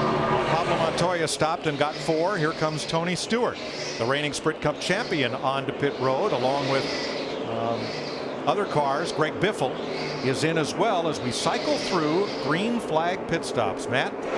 And Stewart, who's raced here in 6 different types of racing machines, the outside pole sitter brings his car to a stop. He was asking where they were as well on the fuel cycle. The 16 of Greg Biffle is in. Stewart still extremely tight on entry to turn 1, and then center on exit down in 3 and 4. Chassis adjustment already completed on the 16 of Biffle. His car just way too loose but getting better. Meanwhile, the 2 car of Brad Keselowski, he's coming down the pit road as well. His car calling for a slight air pressure change. They've made a lot of headway on this machine here today. Dave Blaney is in, and here comes Denny Hamlin, who picked up the race lead. Keselowski getting 4 tires.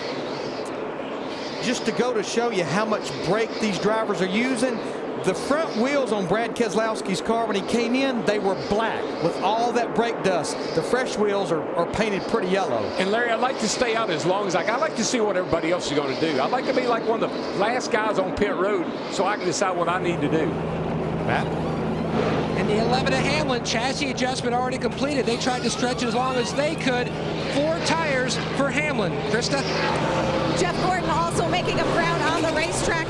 Last stop, he said, I need to free it up in the middle of the turns. Do not do it with the track bar. You don't see any changes being made in the back of the car. The team going to work on the right side, coming around to the left. It's a 4-tire change for Jeff Gordon. And importantly, Gordon stayed out on the track to lead a lap. The first lap he's led today, picking up a bonus point.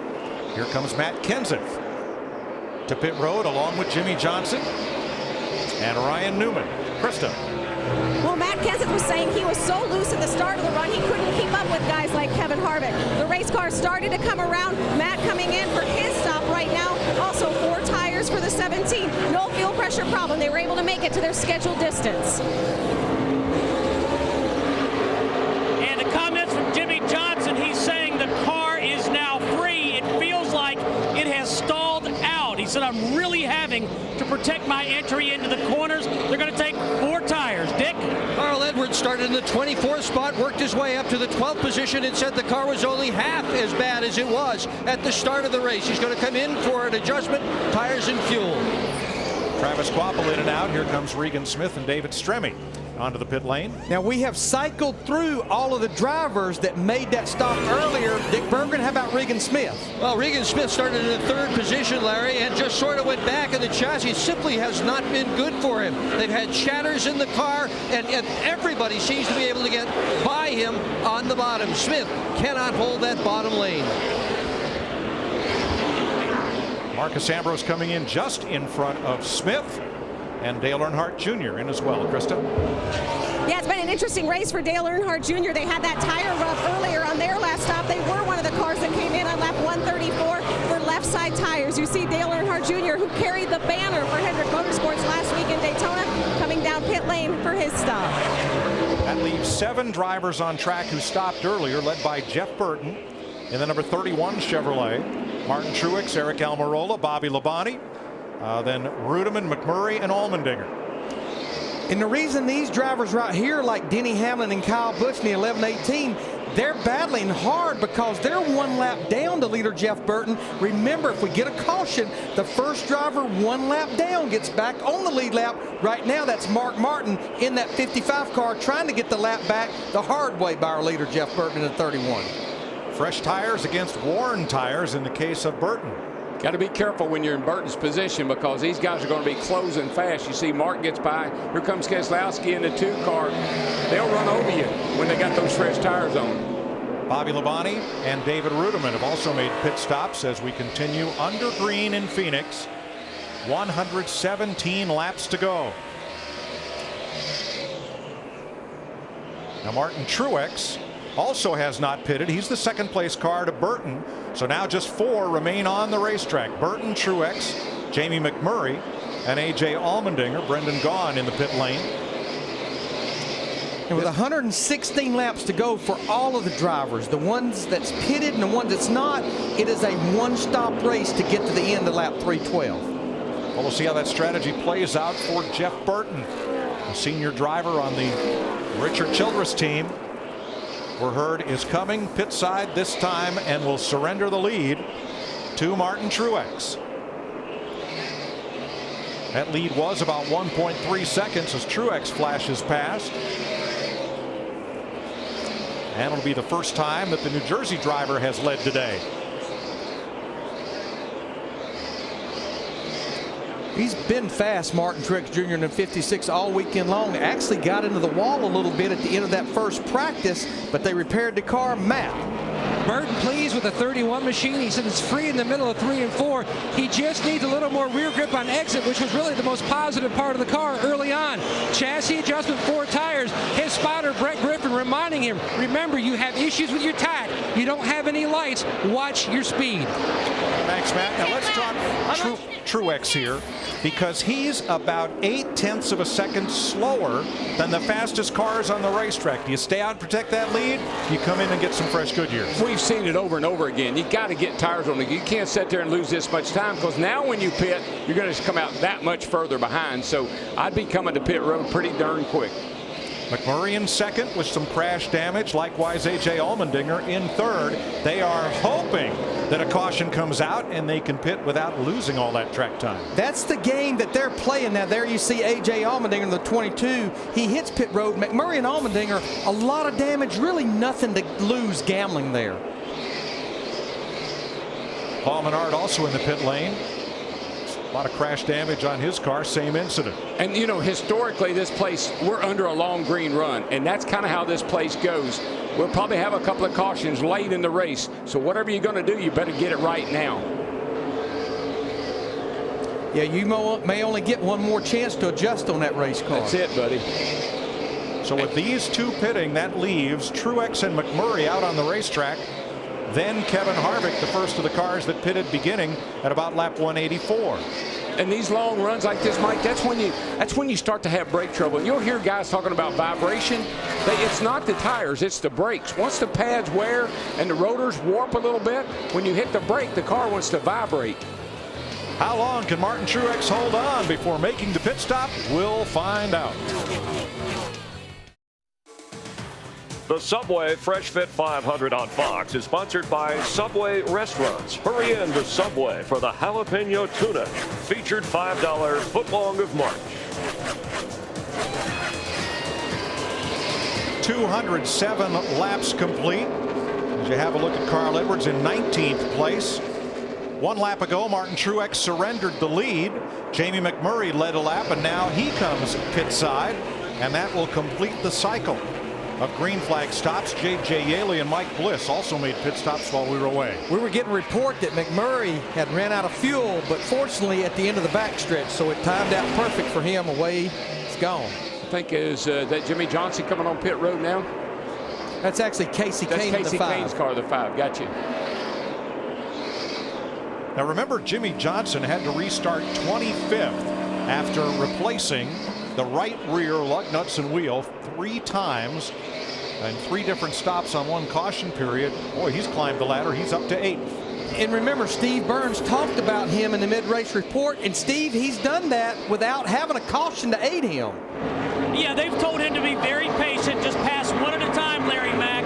In fact, Jimmy just reported the adjustments we made on the last stop have really helped the car. It is no longer loose. And it's showing, Steve, because he is cutting some pretty fast laps right now. And just to follow up a little bit about the conversation of would the car be out of tolerance, you do have a tolerance, you know, as far as measurements go, particularly in the, I think, in the tread width in that area. So, and then if you have a problem during the race, NASCAR will work with you. Yes, they will. After inspection. Johnson moving under Tony Stewart. This is for 7th. And here comes Truex on fresh tires against Earnhardt Jr. and Biffle.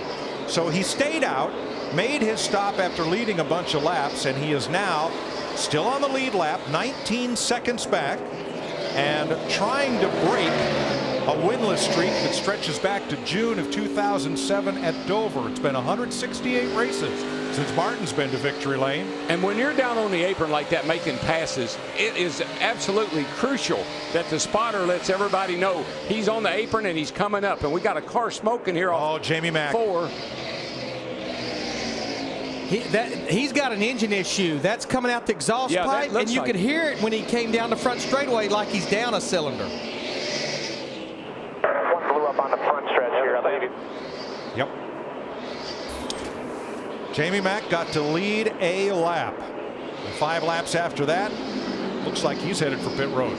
Larry, with this new electronic fuel injection, I don't think this could happen, but he ran that car out of fuel. I wonder if that had anything to do with the issue now with the engine. But you can hear him when he comes down the front stretch. It sounds like it's down a cylinder. They're saying come in, they're going to black flag you. Just stay low here. So McMurray gets down off the racetrack. The black flag would mean he would be ordered to the pits. They'll head there as Jimmy Johnson moves past Joey Logano for 7th place. And man, Jimmy Johnson was below the yellow line, got that nose up along the side of the 20 car, and he just forced his way by. He's down below the yellow line right there, and he just makes enough room. Fortunately, Logano knew he was there and gave him a little room. Very little. You know, when Jeff Hammond was up on the spotter stand, he talked about how well the 48 car looked like it was rolling the middle. And it's pretty much right there. You're off the throttle. You hadn't quite picked the throttle. And the car's almost turning on its own. I mean, it's just the car is really turning great. That it is. Let's move up into the top 5. Now, Kyle Busch led a bunch of laps today, 52 of them so far. And Matty finds himself in 5th place, 10 seconds back. Well, his car has certainly taken a turn for the worse, Mike. Kyle came on the radio and said that the tight is just absolutely way too tight. He cannot hold the bottom at all. He's really struggling compared to what he was earlier.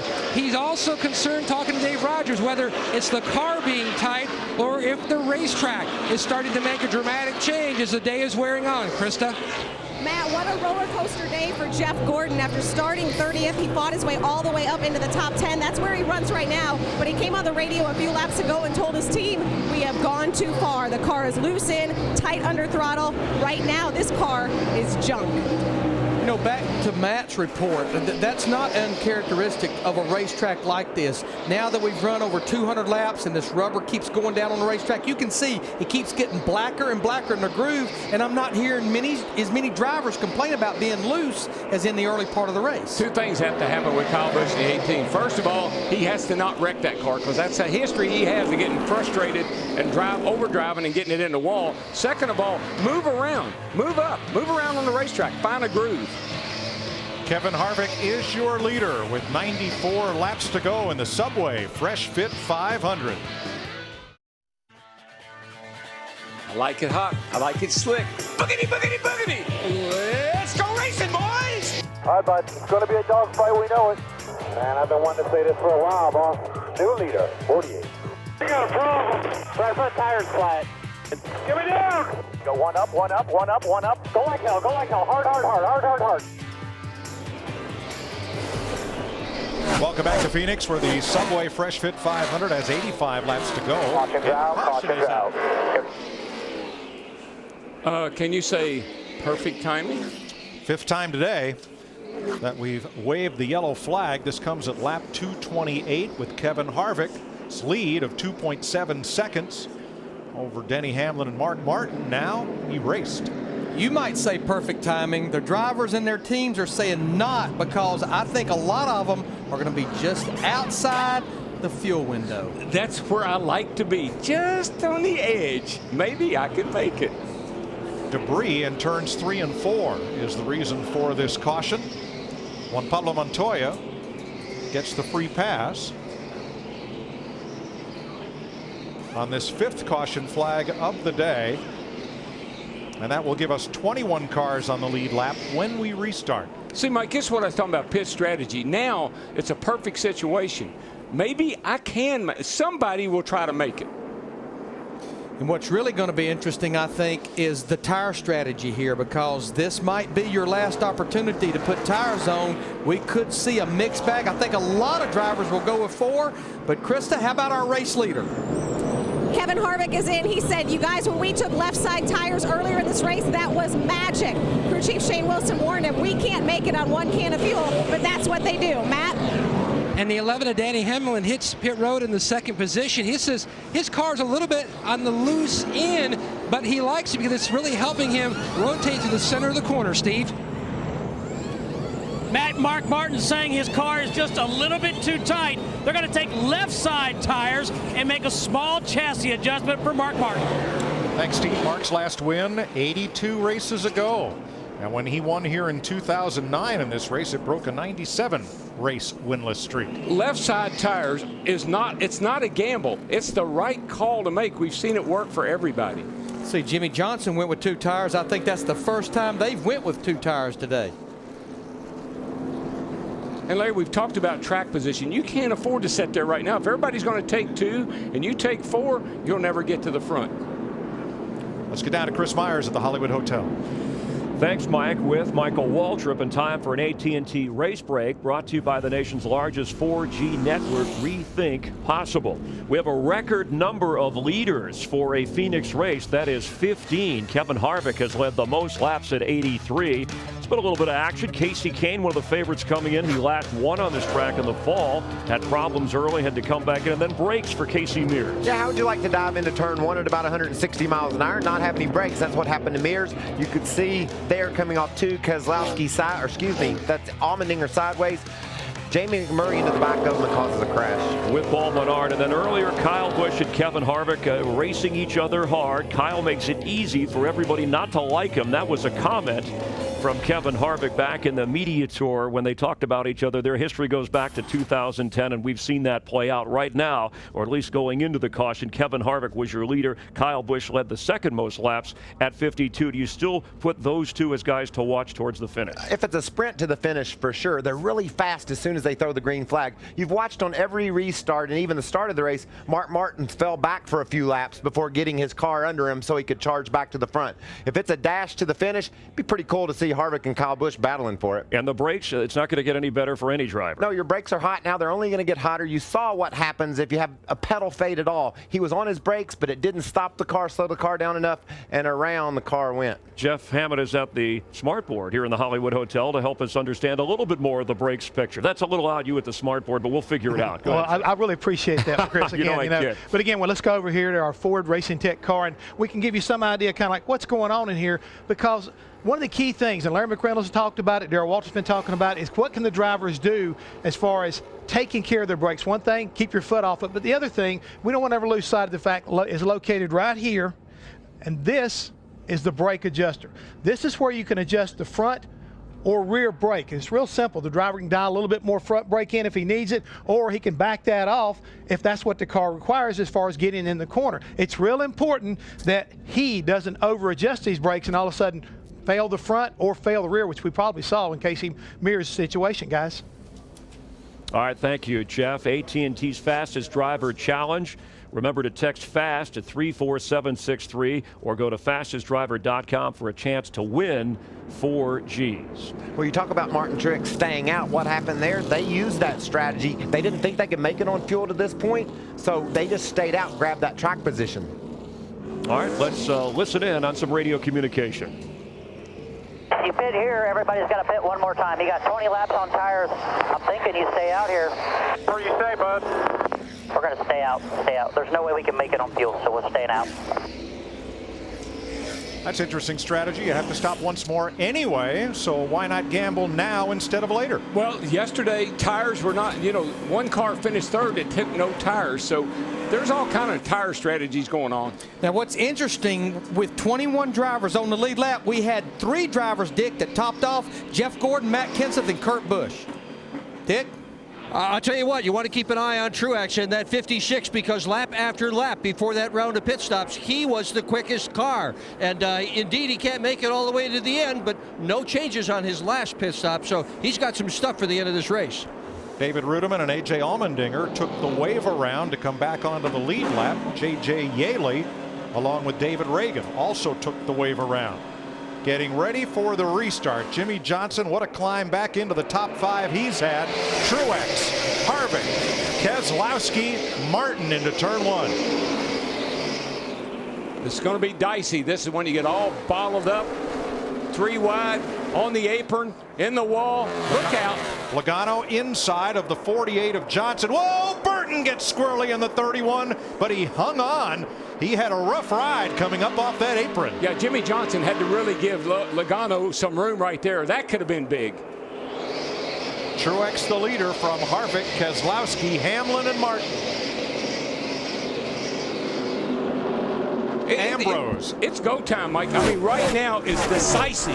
You got to get your track position. You got to get up front and stay there. Logano and Ambrose. Logano takes the spot. 6th place from Marcus Ambrose. Biffle is coming, and there's Johnson in 48. Steve? As soon as Jimmie Johnson hit pit road, Mike, and left, crew chief Jack Canal said save gas immediately. This is important. You are 3 laps short right now if it stays green. Save, save, save. I believe if I'm 3 laps short and I can save just a teeny bit, I don't know if I can do it down here on the apron trying to pass these guys or not, but I think he can make it. I think there are a number of guys that are going to try to make it. Yeah, he thought twice, Jimmie Johnson in the 48, about going 3 wide, going off into turn 3. He rolled out. Michael, how about saving gas? Well, there's a couple of things you can do. Obviously, let off the gas a little bit earlier and be careful how you get back on the gas. But, Darrell, what about cutting the back straightaway there? You cut that little kink enough times, it's going to gain you some ground.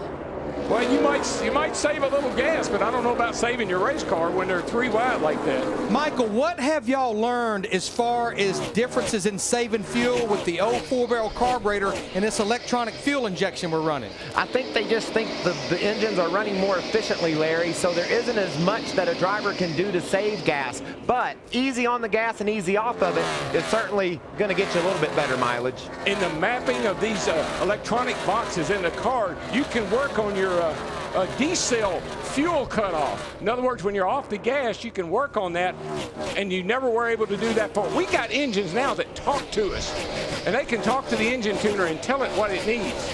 Here comes Hamlin for 3rd, inside of Keselowski, turn 2. Not during the race now. That's a tuning thing, not during the race.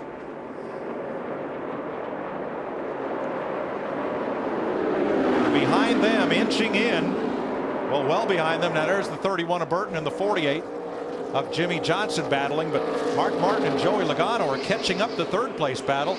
Then along comes Newman, Smith, Labonte in the picture. 3rd place here. And Hamlin having trouble completing the pass on Keselowski's deuce.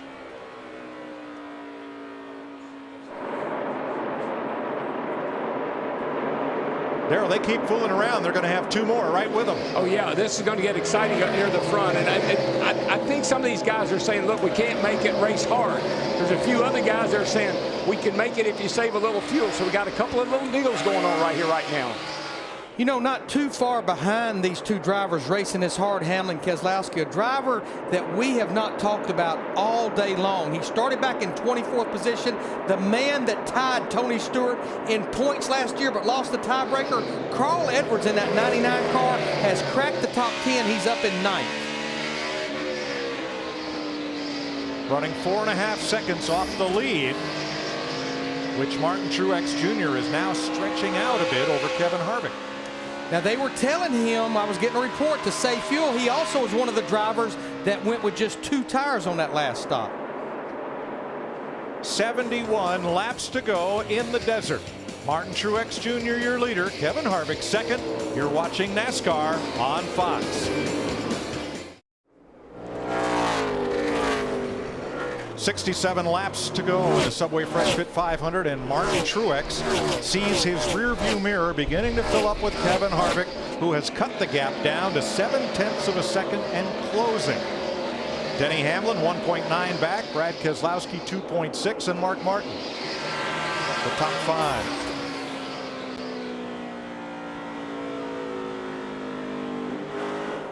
Uh-oh, a lot of smoke out of David Rudemann's car. That looks pretty serious. Real heavy. Caution's out. Caution's out. Lap 247. Caution waves for Rudeman. Now what are you going to do? Well, I know what I'm going to do if I'm Martin Truex and his race team. I'm going to get the pit road. I know I can make it from here now. Some of these guys that were thinking they could maybe possibly make it, this caution ought to give them some insurance. I feel like 3 drivers that will stay out were the 3 drivers that topped off there with 80 to go. Jeff Gordon, Matt Kenseth, Kurt Busch. I'd be willing to bet those 3 drivers will stay out. Pit road's open. Let's see who the takers are this time around. Bobby Labonte gets the free pass. And so we'll restart with 24 on the lead lap. And Tony Stewart is not maintaining race pace. No, he's coasting.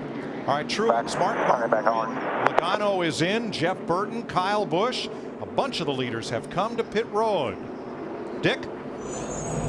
Unclear as to what Martin Truex is going to do. They had not decided until this very moment what they were going to do with tire strategy. 2 tires or 4 tires? The answer is 4. Truex now will be able to make it all the way to the end.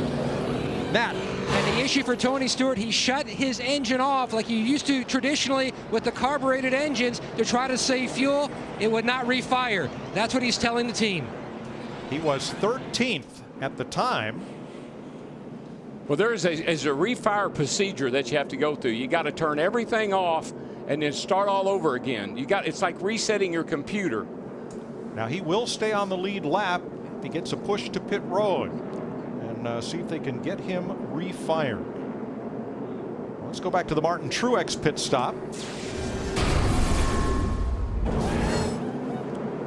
Self-venting cans and a little bit more splash than go right there. Yeah, he's slipping and sliding right there. Can't get any traction. Yeah, you know, it doesn't have to be completely full right there because we know they can go about 80 laps on fuel, and that was 60-something to go. And now Tony Stewart has gone a lap down as they push him onto pit road during this caution for smoke from the back of David Rudemann's car. I mean, Darrell, there's just so many differences in how you crank a car with this electronic fuel injection versus a carburetor. You don't pat the throttle, it does no good. There's just so many things. And part of it is a learning experience. Last week at Daytona, you're wide open all the time. Here, part throttle and on off the gas, and now we got this. Working the 6th caution of the race with 63 laps to go. Tony Stewart makes it to a stop in his pit. I think everybody's in the same boat, Larry. They would run around and do something, but I don't think they really know what to do. And you can see a lot of attention being paid to the target. Plug in there. The engine is cranking, but will not fire. A lot of attention being paid right there because that's where that ECU box that controls the electronic fuel injection. You can see one of the mechanics working in that area.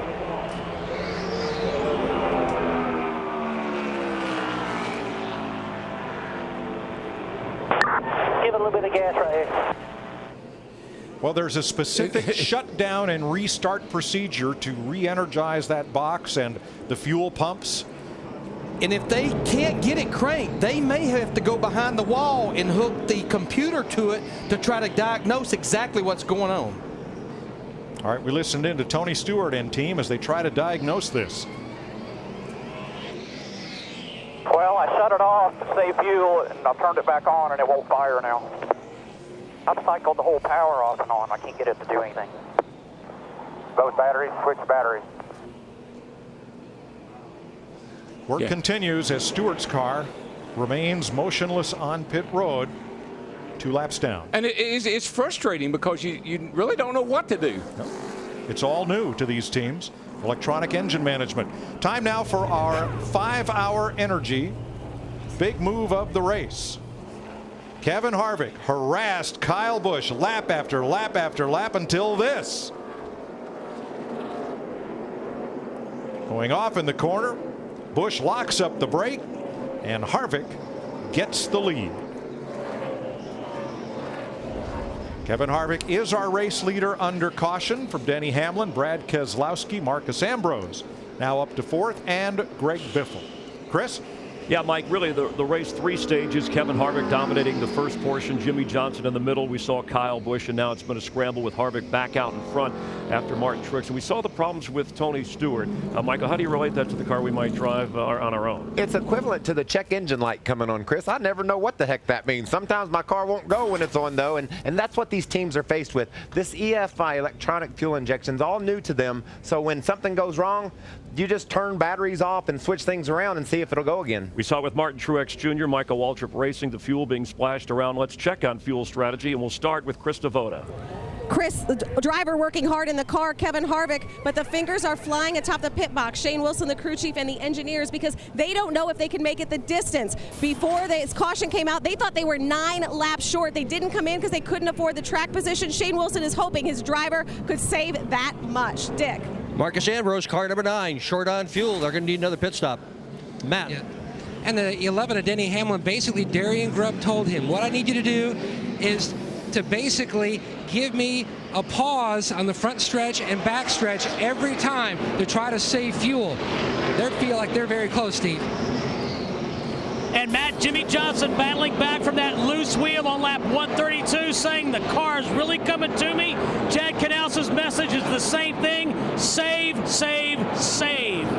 My understanding is you can do all those things. That's what we used to do. My understanding is with the mapping in that box, the engine only uses what fuel it needs. You have a cutoff system in the box. It tells the engine it doesn't need fuel. It's all on throttle position. So I think all that stuff they're going through now is really a waste of time. But I do think off the throttle, still, even with the fuel injection, is going to save you some fuel. It might. Tony Stewart back in the race, 2 laps down. 59 to go when we get the green flag. Harvick and Hamlin on the front row. Keselowski with Ambrose, Biffle and Edwards, Johnson and Newman, Regan Smith and Jeff Gordon, the top 10. Here we go.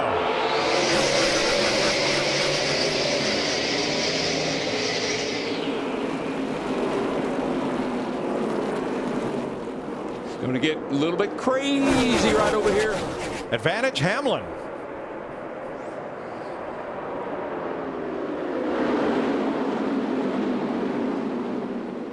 You know, a driver that has slipped here in the top 5 who had a ill handling race car when this race started. He wiggled a little bit right there. Greg Biffle in that 16 car. But now he's got pressure from Marcus Ambrose in the 9. Dick Berggren talked about Marcus, possibly another pit stop to get to the end. Watch that 9 car or 99 car right there, that yellow car. He has really found his legs too, Larry, and he's up there now. Edwards Subway Ford on the march, 6th place. Right behind Ambrose, who wiggles just a bit. And for Marcus Ambrose and all his followers in the Aussie V8 Supercar Series, Ford at Clipsal, 1-2 today. Holden won yesterday in the season opener.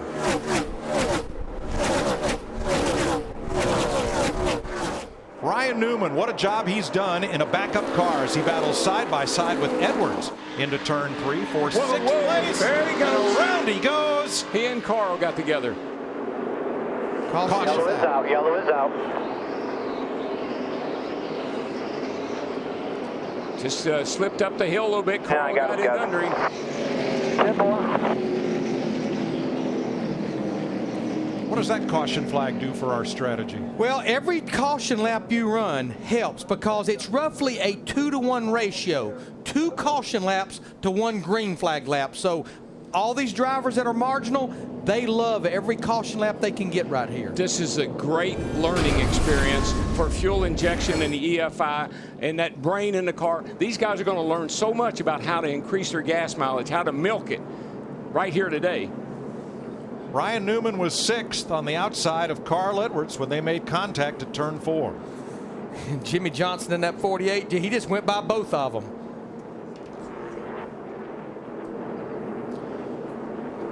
And here's a look from the blimp, top of your screen, entering turn 3. Yeah, just side by side. They're hard to stay down on the bottom. Carl gets a little wiggle, and then the 39 car, Newman on the outside, he made a little contact, and around he went. Boy, Jimmy Johnson and Regan Smith scooted through on the inside. One of the hardest things to do on any racetrack we go to is go in a corner side by side with another car, because this is what happens so many times. You know,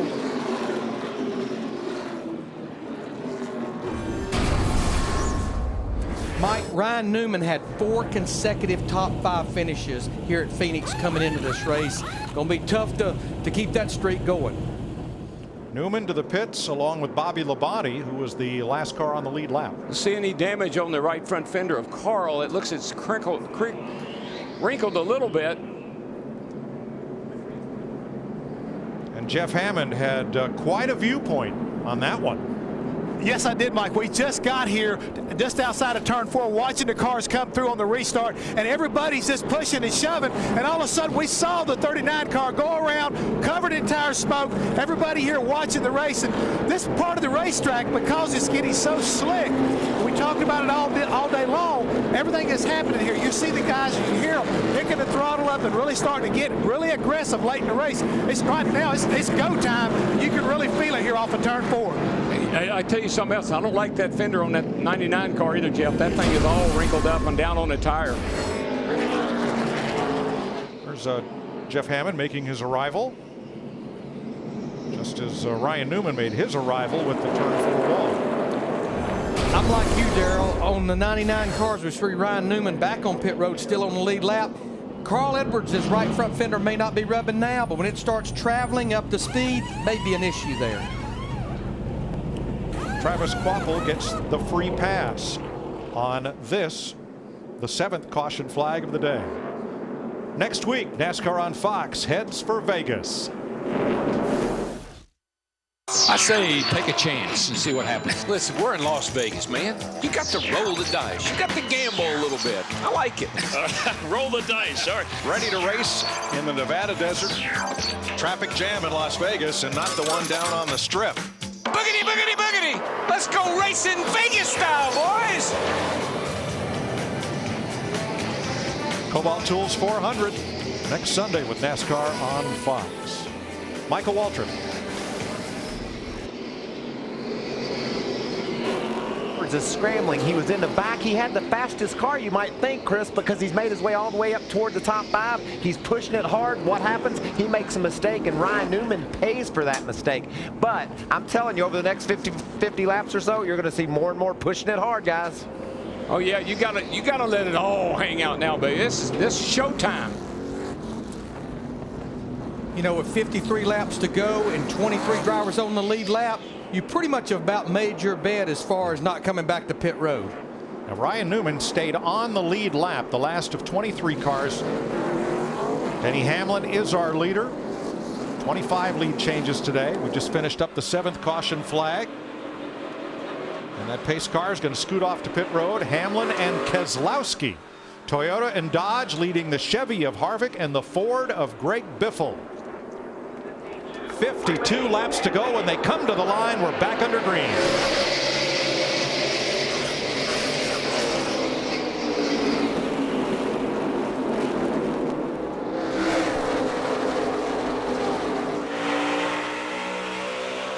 Keselowski's led 3 laps so far today. He could be about to lead his 4th.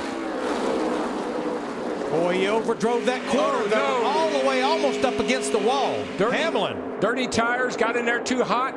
Probably a little stage right over there maybe from the accident, or at least dirt on the track. Keselowski's best finish here, 15th in this race last year. And he goes from the lead back to 6th. Here's how it happened. Oh, you can just see how much harder he drove in the corner than Denny Hamlin at 11 did. You saw that gap open a little bit. Just overdrove it a tad. So Hamlin is the leader. Biffle is second, trying to hold off Harvick. Then Ambrose settles into 4th ahead of Johnson. We got a ways to go, but this would be such great redemption for that 11 car, because I feel like here 2 years ago, that's what this racetrack bit them on fuel mileage, cost him a win, and he eventually lost the championship. And Krista, here comes Harvick. He's up into 2nd place. And the big question, Mike, how much did he save? Crew Chief Shane Wilson came on the radio and said, we needed both of those cautions. We are only 1 lap to the good, and it's a good thing because Kevin can't say now he's in a dogfight. He has to race. And I feel that's the case with all these drivers. It was marginal. The number of cautions we've run should be pretty good now. Yeah, because we're talking 9 laps. I mean, that's 2 gallons of fuel, Larry. That's a lot to ask. Carl Edwards alongside the 78 of Regan Smith. Harvick second. And NASCAR fans voted at sprint.com/speed on the driver they want us to go in car with. Dale Earnhardt Jr. is the top choice, so let's ride along on board and listen in.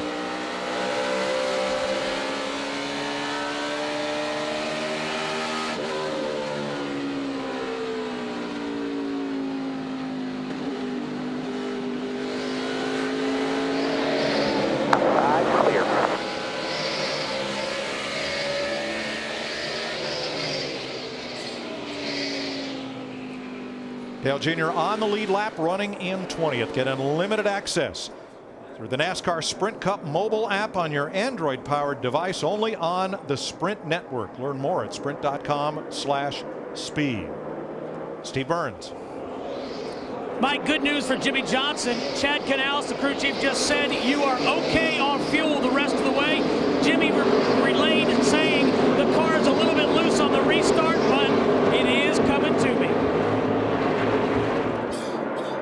Yeah, I saw him sideways a couple of laps there in a row, but all of a sudden the car tightened up like he said, and now he's trying hard to get by Greg Biffle in the 16th.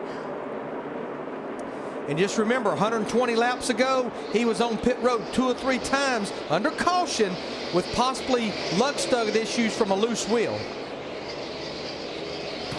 Denny Hamlin dominated here in November of 2010, leading 190 laps, but wound up 12th. 41 laps to go, and all that time we were side by side. Jimmy Johnson and Brad Keselowski were side by side and still are. Here they come into frame in the back stretch, fighting. Yeah, we were watching Jimmy Johnson and Greg Biffle fight. Biffle got clear of Jimmy, and then here came Keselowski into 2 with Kyle Busch lurking there waiting to see what's going to happen. And even though Kyle Busch didn't change but 2 tires, on one of those sides of his race car, he has 20 lap fresher tires than those drivers he's racing right now. And that could be a big difference, especially if they went with left sides that last time. I think Kevin Harvick, once he got the okay that he's going to probably be all right on fuel, I think he'll turn the wick up a little bit here when it comes time.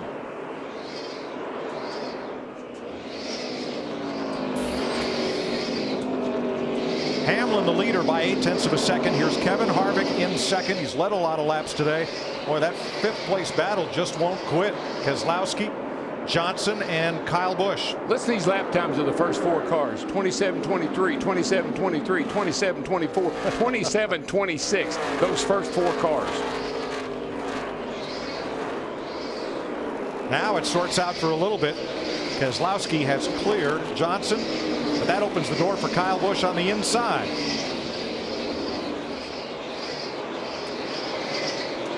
Did just get the information when Kyle Busch did come to pit road on lap 247, 2 left side tires for his car. Johnson tries it again. Well, Jimmy Johnson has a fast car when he has the whole racetrack to work with. But when he gets pinched down on the bottom and he can't let the car drift up off the corner, he can't make the pass.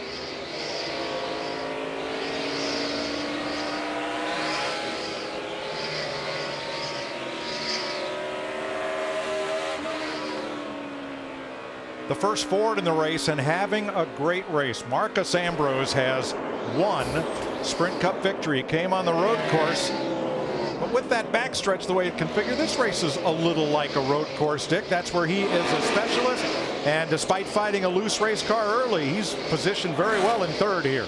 Yeah, and he's run well all day long, Mike. This would be the first ever oval track win that he has had in big league NASCAR. Most importantly, Todd Parrott, his crew chief, just told me that Ambrose has enough gas to make it to the end. And Dick reported earlier that they were a little marginal, but I think he's one of those drivers that's benefited from all these number of caution laps that we've had since he pitted. One win on the road course, 2 third-place finishes on ovals at Dover and at Bristol. Mark Martin has tried for 15 laps to get past Joey Logano and finally does to move up to 13th. And Johnson's back after Keselowski one more time for 5th. Jimmy's been here a couple of times. He was there with Greg Biffle lap after lap. Couldn't make it. Keselowski's going to keep him pinned down. This all happened 6.5 seconds behind the leader. Yeah, it's like Brad Keselowski in the 2 gets a good run off the corner, but he was pinched up that time. Darrell didn't get quite the run, but he's going to fight back going off into 3. Jimmy's just about going to have to force him up the hill and get him up in that loose stuff to get by him, because Jimmy just cannot make that pass on the bottom. Keselowski's got the momentum around the outside. That high line, you get a lot of straightaway speed, get off the corner really well. Keeps that guy on the inside, pinched down, can't make it. And here comes Kyle to the bottom, as Jimmy had to kind of lock it up going into the corner. That's one of the frustrating things about this joint right here. You can have a fast car and you can't do anything with it. Yeah, I think Kyle Busch in that 18 had been laying back there feeling like that he was quicker than those 2 drivers. Took advantage of it there on Jimmy Johnson a second ago. Well, it looked from the onboard as if Jimmy might have got into the back of Brad getting into the corner, and that opened the door for the 18. I don't know if he did or not, but I know he'd like to.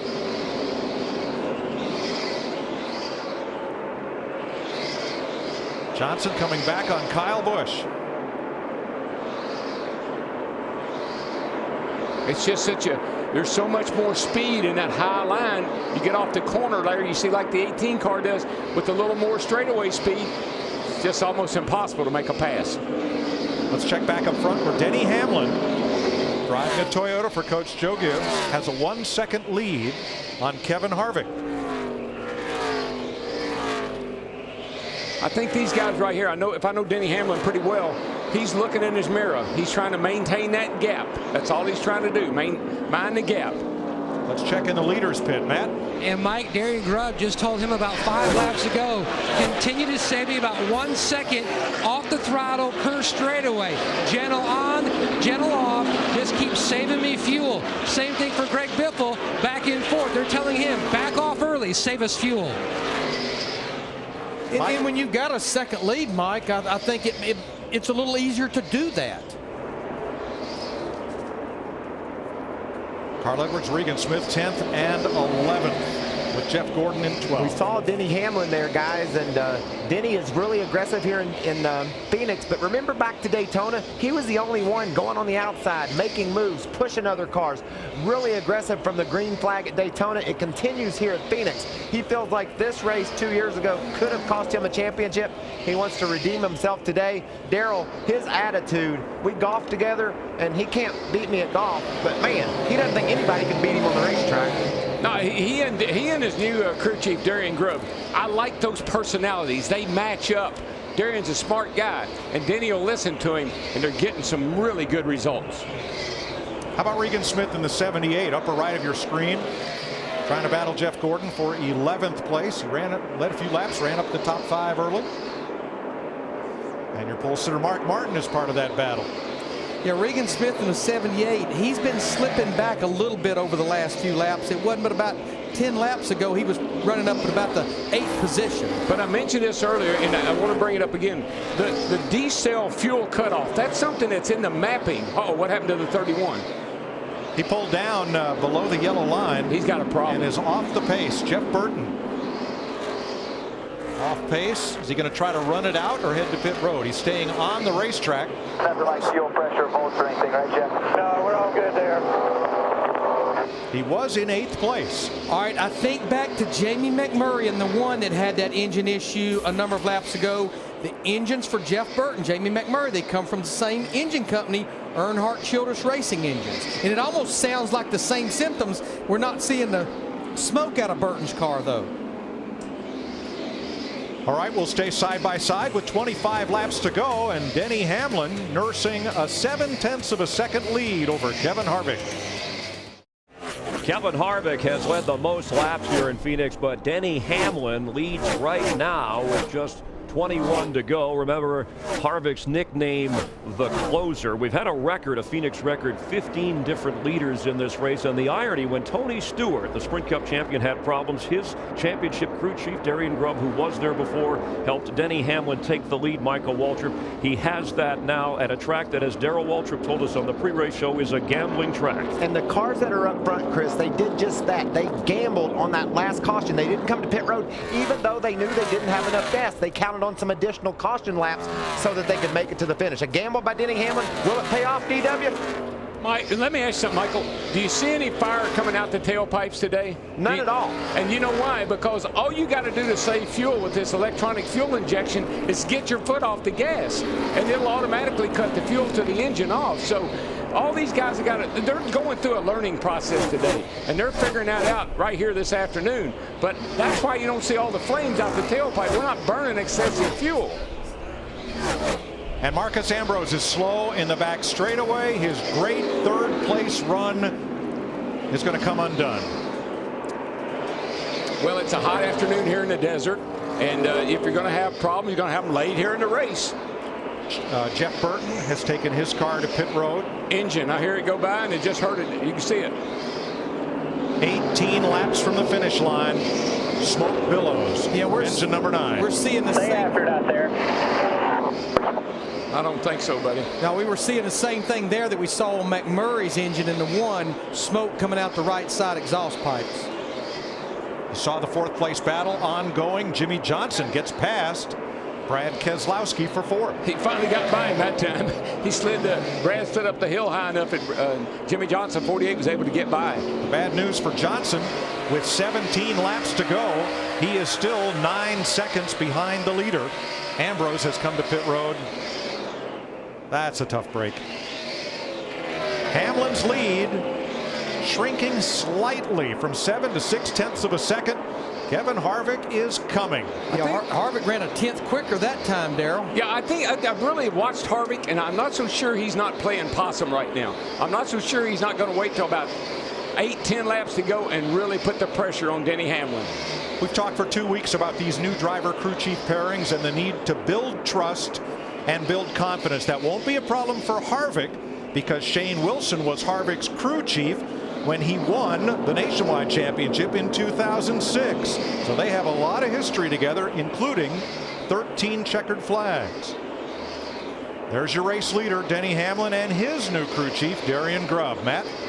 Mike, Denny told me that this really would be the start of the season, just trying to learn the chemistry and the nuances between himself and Darian Grubb. He also said coming into Phoenix, it's like a huge load off his shoulders. Typically, he'll come into Phoenix after a rough Daytona, but a top 5 there. He sits solidly in the points.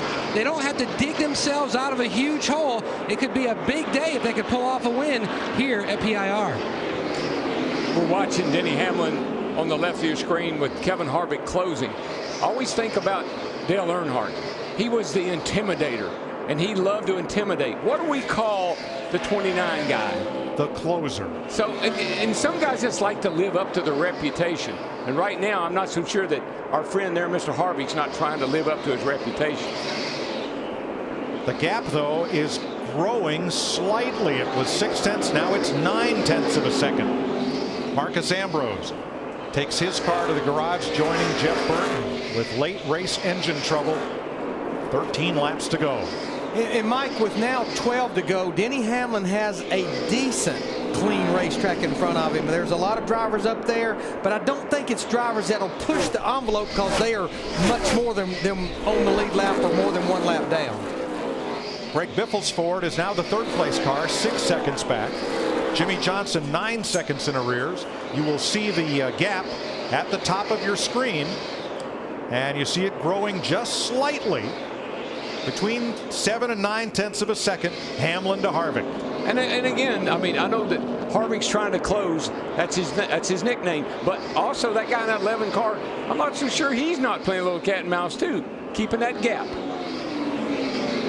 Denny Hamlin, as Michael told you, loves to golf. In fact, he's relocated his winter home to here in the Phoenix Scottsdale area so he can get plenty of time out on the course. Boy, I just saw that 29 car Harvick come off turn 4. He's after it.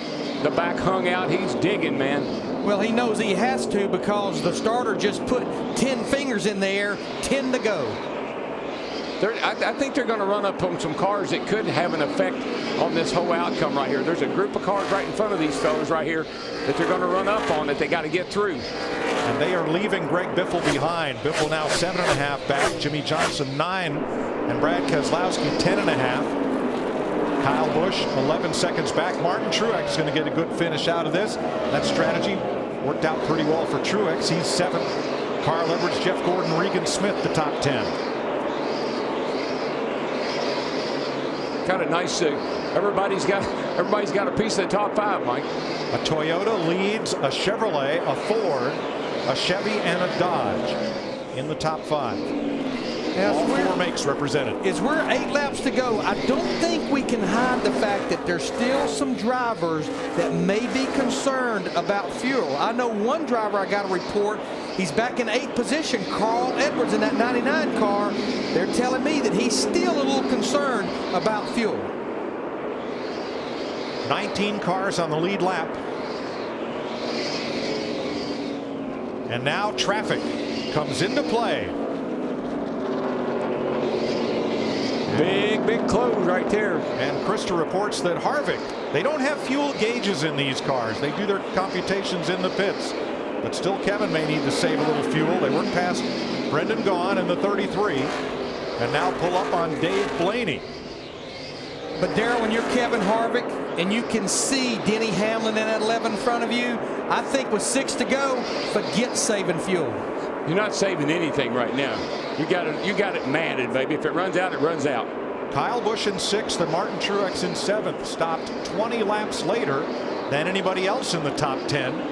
Will this race fall into their hands in these final 6 laps? But there's one thing about these cars. We saw it last year with Dale Jr. We've seen it with others. When they're out of fuel, they quit. They don't get that spurt and popping. They just quit. 5 miles to go. You need about 1 gallon of that Sunoco Green E15 to make it to the flag. Yeah, these drivers get about 4.2, 4.3 miles to the gallon.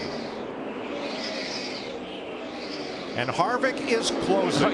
Imagine that. Half a second. He drives off in the corner 10 times further than Denny Hamlin does, but Denny is better off the corner. A.J. Allmendinger just ahead of them, 19th, last car on the lead lap. You can see Kevin Harvick. We're down, man. You got him. You'll get him. He's starting to move that car around a little bit. He tried a little different arc through 1 and 2 that last Yeah, night. he tried to get the car. He ran a little bit higher, hoping there'd be a little speed up there. I don't believe it really is. Right now, it's just staying pretty much the same gap. Harvick's running out of time. 4 laps to go. He is 44 100ths of a second behind Hamlin, who works under Allmendinger. Oh, Allmendinger is definitely slowing down Hamlin a little bit. That's going to allow Harvick to gain some down that back right here. Harvick picks up a 10th. He got him. He gained a bunch right there. All right, he's coming 2 to go here. Let's get him.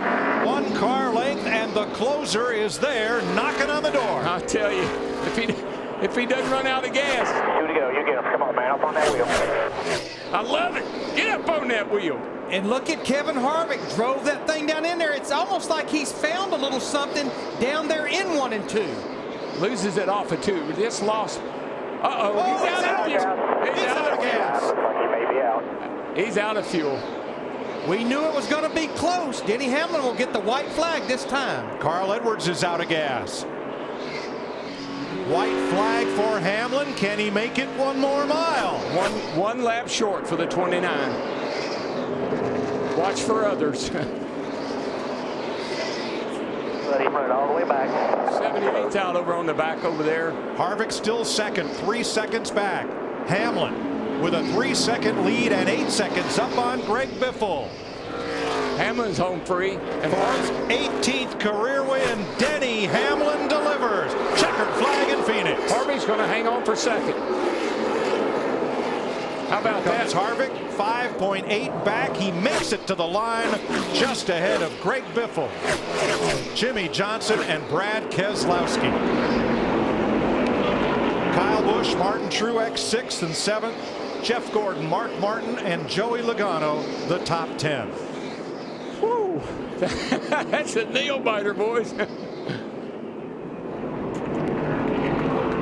Well, the closer got to the door and it would not open. I tell you, it's probably a good thing I ran out of fuel for Denny Hamlin's sake. Look at this. Good team meeting right there. And how about champion crew chief of 2011, Darian Grubb, picking up just about where he left off at the end of last season with Tony Stewart. Yes, sir. Headed for the winner's circle. So happy for Darian Grubb. Yes, they didn't even know if they were going to make the chase. He was told halfway through the chase, you will not be returning to Stewart-Haas. Still kept his head down and won those 5 races and won the championship. Joe Gibbs got him a jewel right there, buddy. Hamlin led 3 times for 61 laps, including the final 59 circuits. Out of gas. Yeah, he could be out of gas. Out of gas. Can I get a push to the station, please? Pickup truck behind you here, Denny. Brad Keselowski in the 2 that finished 4th, he was out of fuel. Martin Truex Jr. had to push him to pit road. I don't think this crew will mind pushing this 11 car, though. Oh, he reset his. He reset his. He's good to go. And that takes us back to what happened to Tony Stewart. When he shut his car off, we are told that he tripped the relay on the electronic engine management system, and that requires a reset process. He did get the car running again, wound up 2 laps down, but here is the driver that's headed for victory lane. And Mike, I think that Denny Hamlin has had his hit the reset button too. This guy's going to be hard to deal with. All 3 Joe Gibbs Toyotas finished in the top 10 today. Wow, what a finish. More to come with NASCAR on Fox right after this. And that's a car, Denny Hamlin. The celebrating continues. He won 1 race last year after 8 the previous year when the championship slipped away from him after the Phoenix race. But he's in victory lane celebrating now, and our Steve Burns is down there with him. Well, Denny Hamlin, congratulations. I heard you tell your new crew chief, Darian Grubb, thank you for making me competitive again. Last year was a long year, but you're off to a great start. How'd you do it? Man, it's if you would ask me at the beginning of the day, I said I would have took a top 15 finish. Just an amazing job by this FedEx office team. It's just he just kept working on it, and every time he worked on it, it got better. And can't thank them enough. And this win is for Johnny Farino. He lost his dad. He's one of our head mechanics. Our thoughts and prayers are with him. He lost his dad yesterday, and we're thinking about him. This is he told me before he left that only a trophy will do, and we're going to bring it back home to him. So thank them. Got to thank everyone from FedEx, Toyota, Sprint. FedEx has been great. Nike, everyone at the Jordan brand, thank you. Coke, Wiley X, and the fans. Gosh, it feels good. Someone asked me in the FedEx suite, one of the employees asked me earlier today, they said, do you know where victory lane's at here? I said, I don't know, but they can point me to it after the race. Denny, how important is this win for you and for this 11 team with a new crew chief, Darian Grubb? Huge momentum. I mean, we've never been in this position this early in the season. We've always struggled. We've always taken our time, 5-6 races in before we hit our stride, but this is particularly not my type of racetrack, new pavement. I'm usually better at saving tires, but he made me a winner today. Enjoy the victory. Thank you. Chris? Thanks, Steve. Denny led the most laps at the Daytona 500, wound up 4th, but he's your points leader after 2 races. First time for him since 2 years ago, late in the year in Phoenix, as he continues to celebrate with his new crew chief. Now, the closer, Kevin Harvick, was closing in but ran out of fuel. And for Kevin Harvick, who led the most laps today, 88, a tough finish. Chris Devoda is standing by. Kevin Harvick had to save a whole lot of fuel and then stalk his prey. In the end, just one lap short, you're still able to have a smile. What did you learn today? I have a feeling there's a big picture in this. Well, just obviously we finished in second, racing for a win in a place we ran, 25th or 30th, whatever we ran here last year, and just was really nervous coming here about how we were going to run. Just want to thank everybody from Ream, Jimmy John's, Budweiser, Chevrolet, everybody, Hunt Brothers, that helps keep this car on the racetrack, everybody from Ollie's, and all these guys. You cut the fuel mileage that close, you're figuring it right. So they proud of all my guys, and to come to a place like this where we struggled so much and race for a win is hopefully what sets the tone for the year. Thanks, Kevin. Exciting day here in Phoenix. A lot of guys on different strategies. How concerned were you about fuel, Jimmy? We were concerned because I rarely get good fuel mileage. So, we were definitely concerned. And once we cleared the 2, and we just kind of fell into a rhythm at that point and tried to make sure that we got home and got some points. Leaving Daytona 42nd on the board wasn't a good way to start the season. But very proud of the effort. We had a very, very fast Cobalt Tool Chevrolet. Unfortunately, a little hiccup on pit road. Kept us from really racing for the win, but we still fought back and got into it. So very proud of the effort, very proud of my race team. Patented day for the 48 team. Nice recovery from Daytona. And Denny Hamlin with the victory in Phoenix as we check the unofficial results. A guy who has leaned on Michael Jordan, spoke to him about advice on being a champion. Of course, his Super Bowl head coach Joe Gibbs, who's also his team owner, who's won championships in NASCAR. He's even gone to a sports psychologist to sort things out, guys, after letting that championship slip away. Maybe back in the picture as we go up to Larry, Darrell, and Mike and DW. If you're into numbers, and I know you are, number 11, the car number 11 tied for all-time wins, 198 with the 43 number. And, of course, Denny Hamlin, a number that you had, Cale Yarborough, number 11, the winner today. Yeah, pretty excited. 17 last week, 11 this week. So that kind of works for me. But Hamlin is re-energized. I saw it at Daytona. They saw him aggressive at Daytona. He comes here today. He gets the win. That team is going to be on a roll. That's a championship crew chief, by the way. Yeah, I really believe Joe Gibbs Racing is re-energized. They have that new engine program in place with TRD. 3 drivers in the top 10. Of course, Denny Hamlin, after 2 races, he's our points leader. What a wild finish here in Phoenix. Questions about electronic engine management. And by the way, all those suggestions I had for a new name for the backstretch, the one I liked best was a town close to here, Gila Bend. Now, Tony Stewart was one of those drivers who had problems with the electronic engine management system today. Let's hear from him. Well, your thoughts on what happened to you today? I mean, I just shut the car off like we did at Daytona to save fuel and turned it back on, and it never refired. So that's all I can tell you. I don't know why it didn't refire. I honestly don't know. I mean, it's not my department, but I just turned the switch back on and it never refired. So I don't know why that was, but it definitely cost us a good day. Same thing happened to Joey Logano at Daytona, and the engineers have the computers plugged into this car already. And in Scottsdale is when Denny Hamlin, as he celebrates in victory lane, had a 20 handicap. He said he got it to single digits after working 7 weeks on his golf game in Arizona. He's not a bad driver either. We'll have more in a moment.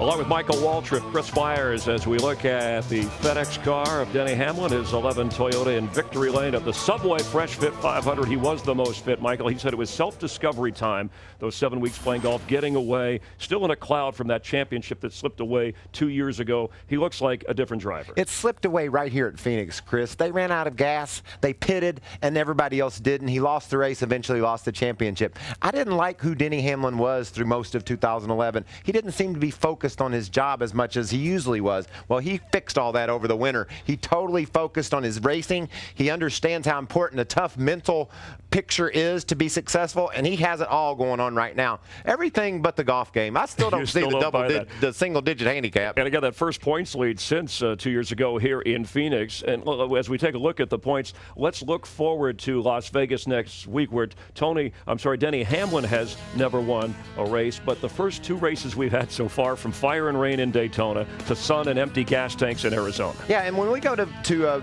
Vegas, you're going to have to look for those Fords to be a really big part of the story, just like they were down in Daytona. The big track at Daytona, those Fords were fast. Here on a short track like Phoenix races, we had all different manufacturers fighting for the front. It could flip back in favor of the Ford camp when we get to Vegas. And with the celebration of Denny Hamlin, you always wonder what could have been. You heard from a disappointed Tony Stewart and Kevin Harvick. Those gas prices, though, they get all of us, because you wonder, if the closer had enough fuel, could Denny have been able to hold off Kevin Harvick? Tonight on Fox, we hope you tune in and enjoy Bob's Burgers. Later, The Simpsons, Family Guy, and our favorite American Dad. And next Sunday, we already touched on Las Vegas. It all begins at 2:30 Eastern with the Cobalt Tools 400. We always have a good time, as do the drivers and all the fans. Remember, that was Carl Edwards' only win last year when he outdueled Tony Stewart. And, of course, that turned out to be the battle for the championship. But it looks like Denny Hamlin is part of that mix now as Denny holds off Harvick for the victory. For Darrell Waltrip, Larry Mack, Mike Joy, Krista, Steve, Dick, Matt, Jeff Hammond, Michael Waltrip, our entire production crew. We'll see you next Sunday. We're always glad to have you a part of NASCAR on Fox. I'm Chris Myers, and thanks for being there. Drivers, start your engines!